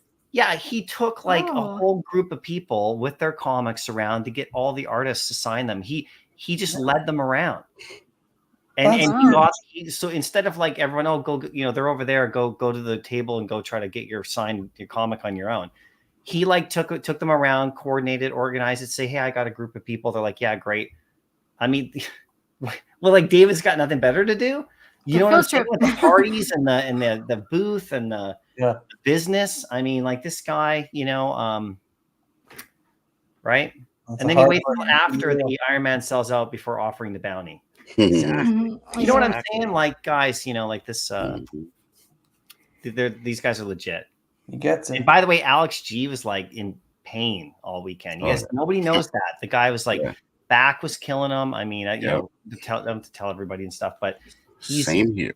Worrying right? He's battling it out. He's at the booth like Sunday, all like, you know, and then he's like walking out, and then I'm like, we're walking with him at one point, and oh, hey, he's like, I'm just heading back to the hotel. And you could tell he's like, you know, battered and bruised. No, we're not 20 years old. You know what I'm saying? You guys, no spring chicken. Off, right? So anyway. I said earlier, trade shows are hard work. Like standing all day is hard. It's true. No chairs back there. No couches anywhere. In the whole building, there's not a single couch. Exactly. Everyone's on the floor. And you got to have a smile on your face. And they go up there on the stage, right? Dan and Dave. Dan and Alex. Yeah. And so you see them in that little Marvel video that, you know, with the Iron Mans, and they Marvel tweeted it out. So they're like behind, like you can't see what's on behind the camera, right? Like hundreds and hundreds of people, and they're just up there not even sweating. Like they were really, really, if you stand in front of a crowd, you guys know, if you do presentations, I mean, they were solid as a rock. So that kind of stuff I watched. So, yeah. And one last thing, Corey and Ryan, like, I'm sorry, we can go forever, but Corey, go ahead. You mentioned how good their videos were, right? So they didn't have some film crew thing going on. Marvel did. Marvel had like these television studio type stuff going on. They were like working with their devices and just like killing it. Like just the two of them, like I was watching them, right? Talking to each other. Okay, this, that, planning it out. Then you see these vids they did, the one you mentioned with the cosplayers and all this stuff. They were using like they didn't even have like heavy duty equipment. Like it's still early, guys. Yeah. And they did an amazing job with that content, I thought. So all sorts of kudos go out to everybody. Yeah, it was so sharp. Yeah. Oh, exciting. Yeah, Can't wait for the next one we can go I'm to. getting all chicken skin over here, guys. Like goosebumps. I'm gonna have to cash in my vacation days. Yeah, we'll cash it all around. Yeah. Final thoughts, D? No, just thank you everyone for being here. Appreciate you guys' time. Thank you, Chris, Dr. MC, Osman, who was up here, Joe, who was up here, and everyone that's been in the chats talking story with each other. It keeps the conversations going. So I appreciate everyone. Enjoy your weekend. Hope everyone can relax and just enjoy themselves and enjoy their families. Awesome. And the man of the hour, Chris, take us home. Shucks. Just so humble. I've just 2 years of being humbled through this whole thing. I'm really thankful for this opportunity to chat with all of you. Dr. Strange, finally met you in person here. This is great. Aaron, always love seeing you, of course. Just fantastic, right? I mean, this is really what it's all about for me. It's this community, this passion of some people that just see this vision, right? And the conviction. Quick shout out, my shameless plug. I want to thank Go Collect too for letting me channel this. I think I said this on your show once too, Aaron. It's like I'm not good with video and all that kind of stuff, but I like writing. I like doing the research, and it's a way that I can go a little deeper into this collecting space, uncover some things, and then share it back with everybody. And I think that's kind of been my premise the whole time, right? I'm not trying to show off or flaunt anything when I do posts on social. I'm just trying to give people ideas and say, hey, there's all different kinds of ways that you can enjoy this. So jump in, tell your friends if you haven't, right? We talk amongst ourselves a lot in this group, and I think we're getting to the point now where we want to start telling everybody that this is something that you're just going to find as special as I do. And so thank you for everybody that reads the blogs, that wants to hear what I have to say, like, who the heck am I, right? I just love what's going on here. And so I just want to share it. And that writing format was my way of doing it. And so really appreciate you giving me the plug on that too. And I know that's ND. That's very, very good. Very good of you. So thank you. And the gifts tonight, but I wasn't expecting that. You didn't have to do that. But yes. Thank you for the gifts. I mean, we love them. Yeah, my son and I will enjoy those. So haven't convinced my daughter and my wife to read as much yet, but slowly getting there. They've got a couple of their own assets now. So we'll curse them with some Mac nuts, Chris. That's right. There you go. Good. In 10 minutes. Those care packages are the best in the world, I gotta tell you. I'm telling you. The whole family likes chocolate. Oh. Christmas is coming, guys. Christmas is coming. There you go. We got to come out there. That's we need a Hawaiian trip here, I think. Right. You can pick up your own Mac nuts too, fresh off the tree. Oh man, we'd have a good time. I don't even want to spoil it. We would have a great time hanging out with each other. Yeah. But thank you everyone for coming out tonight. Chris, MC, Dr. Strange, as well as everyone in the chat. And you know what I loved about tonight? I watched everyone in the chat talk story, and it was a chat filled with Vivi, HRO, McFarlane Digital, and Cryptoys. And not once did anyone argue. Everyone was all together. Everyone was having such a great time. And that's what this community is about. I like to think of us as one big digital Ohana, and we all get it. And so I appreciate hanging out with my Ohana tonight. And I want everyone to please go ahead and subscribe to Chris Severs right here. Our guest of the hour. He's a humble guy, but he's also a Go Collect guy, and he's also just a really outstanding dude. So give him a follow, give him a like, and check him out, guys. Thank you much. And that's the show for tonight. Thank you, everyone, for tuning in. And also, one last thing for everyone watching, really quick, very important.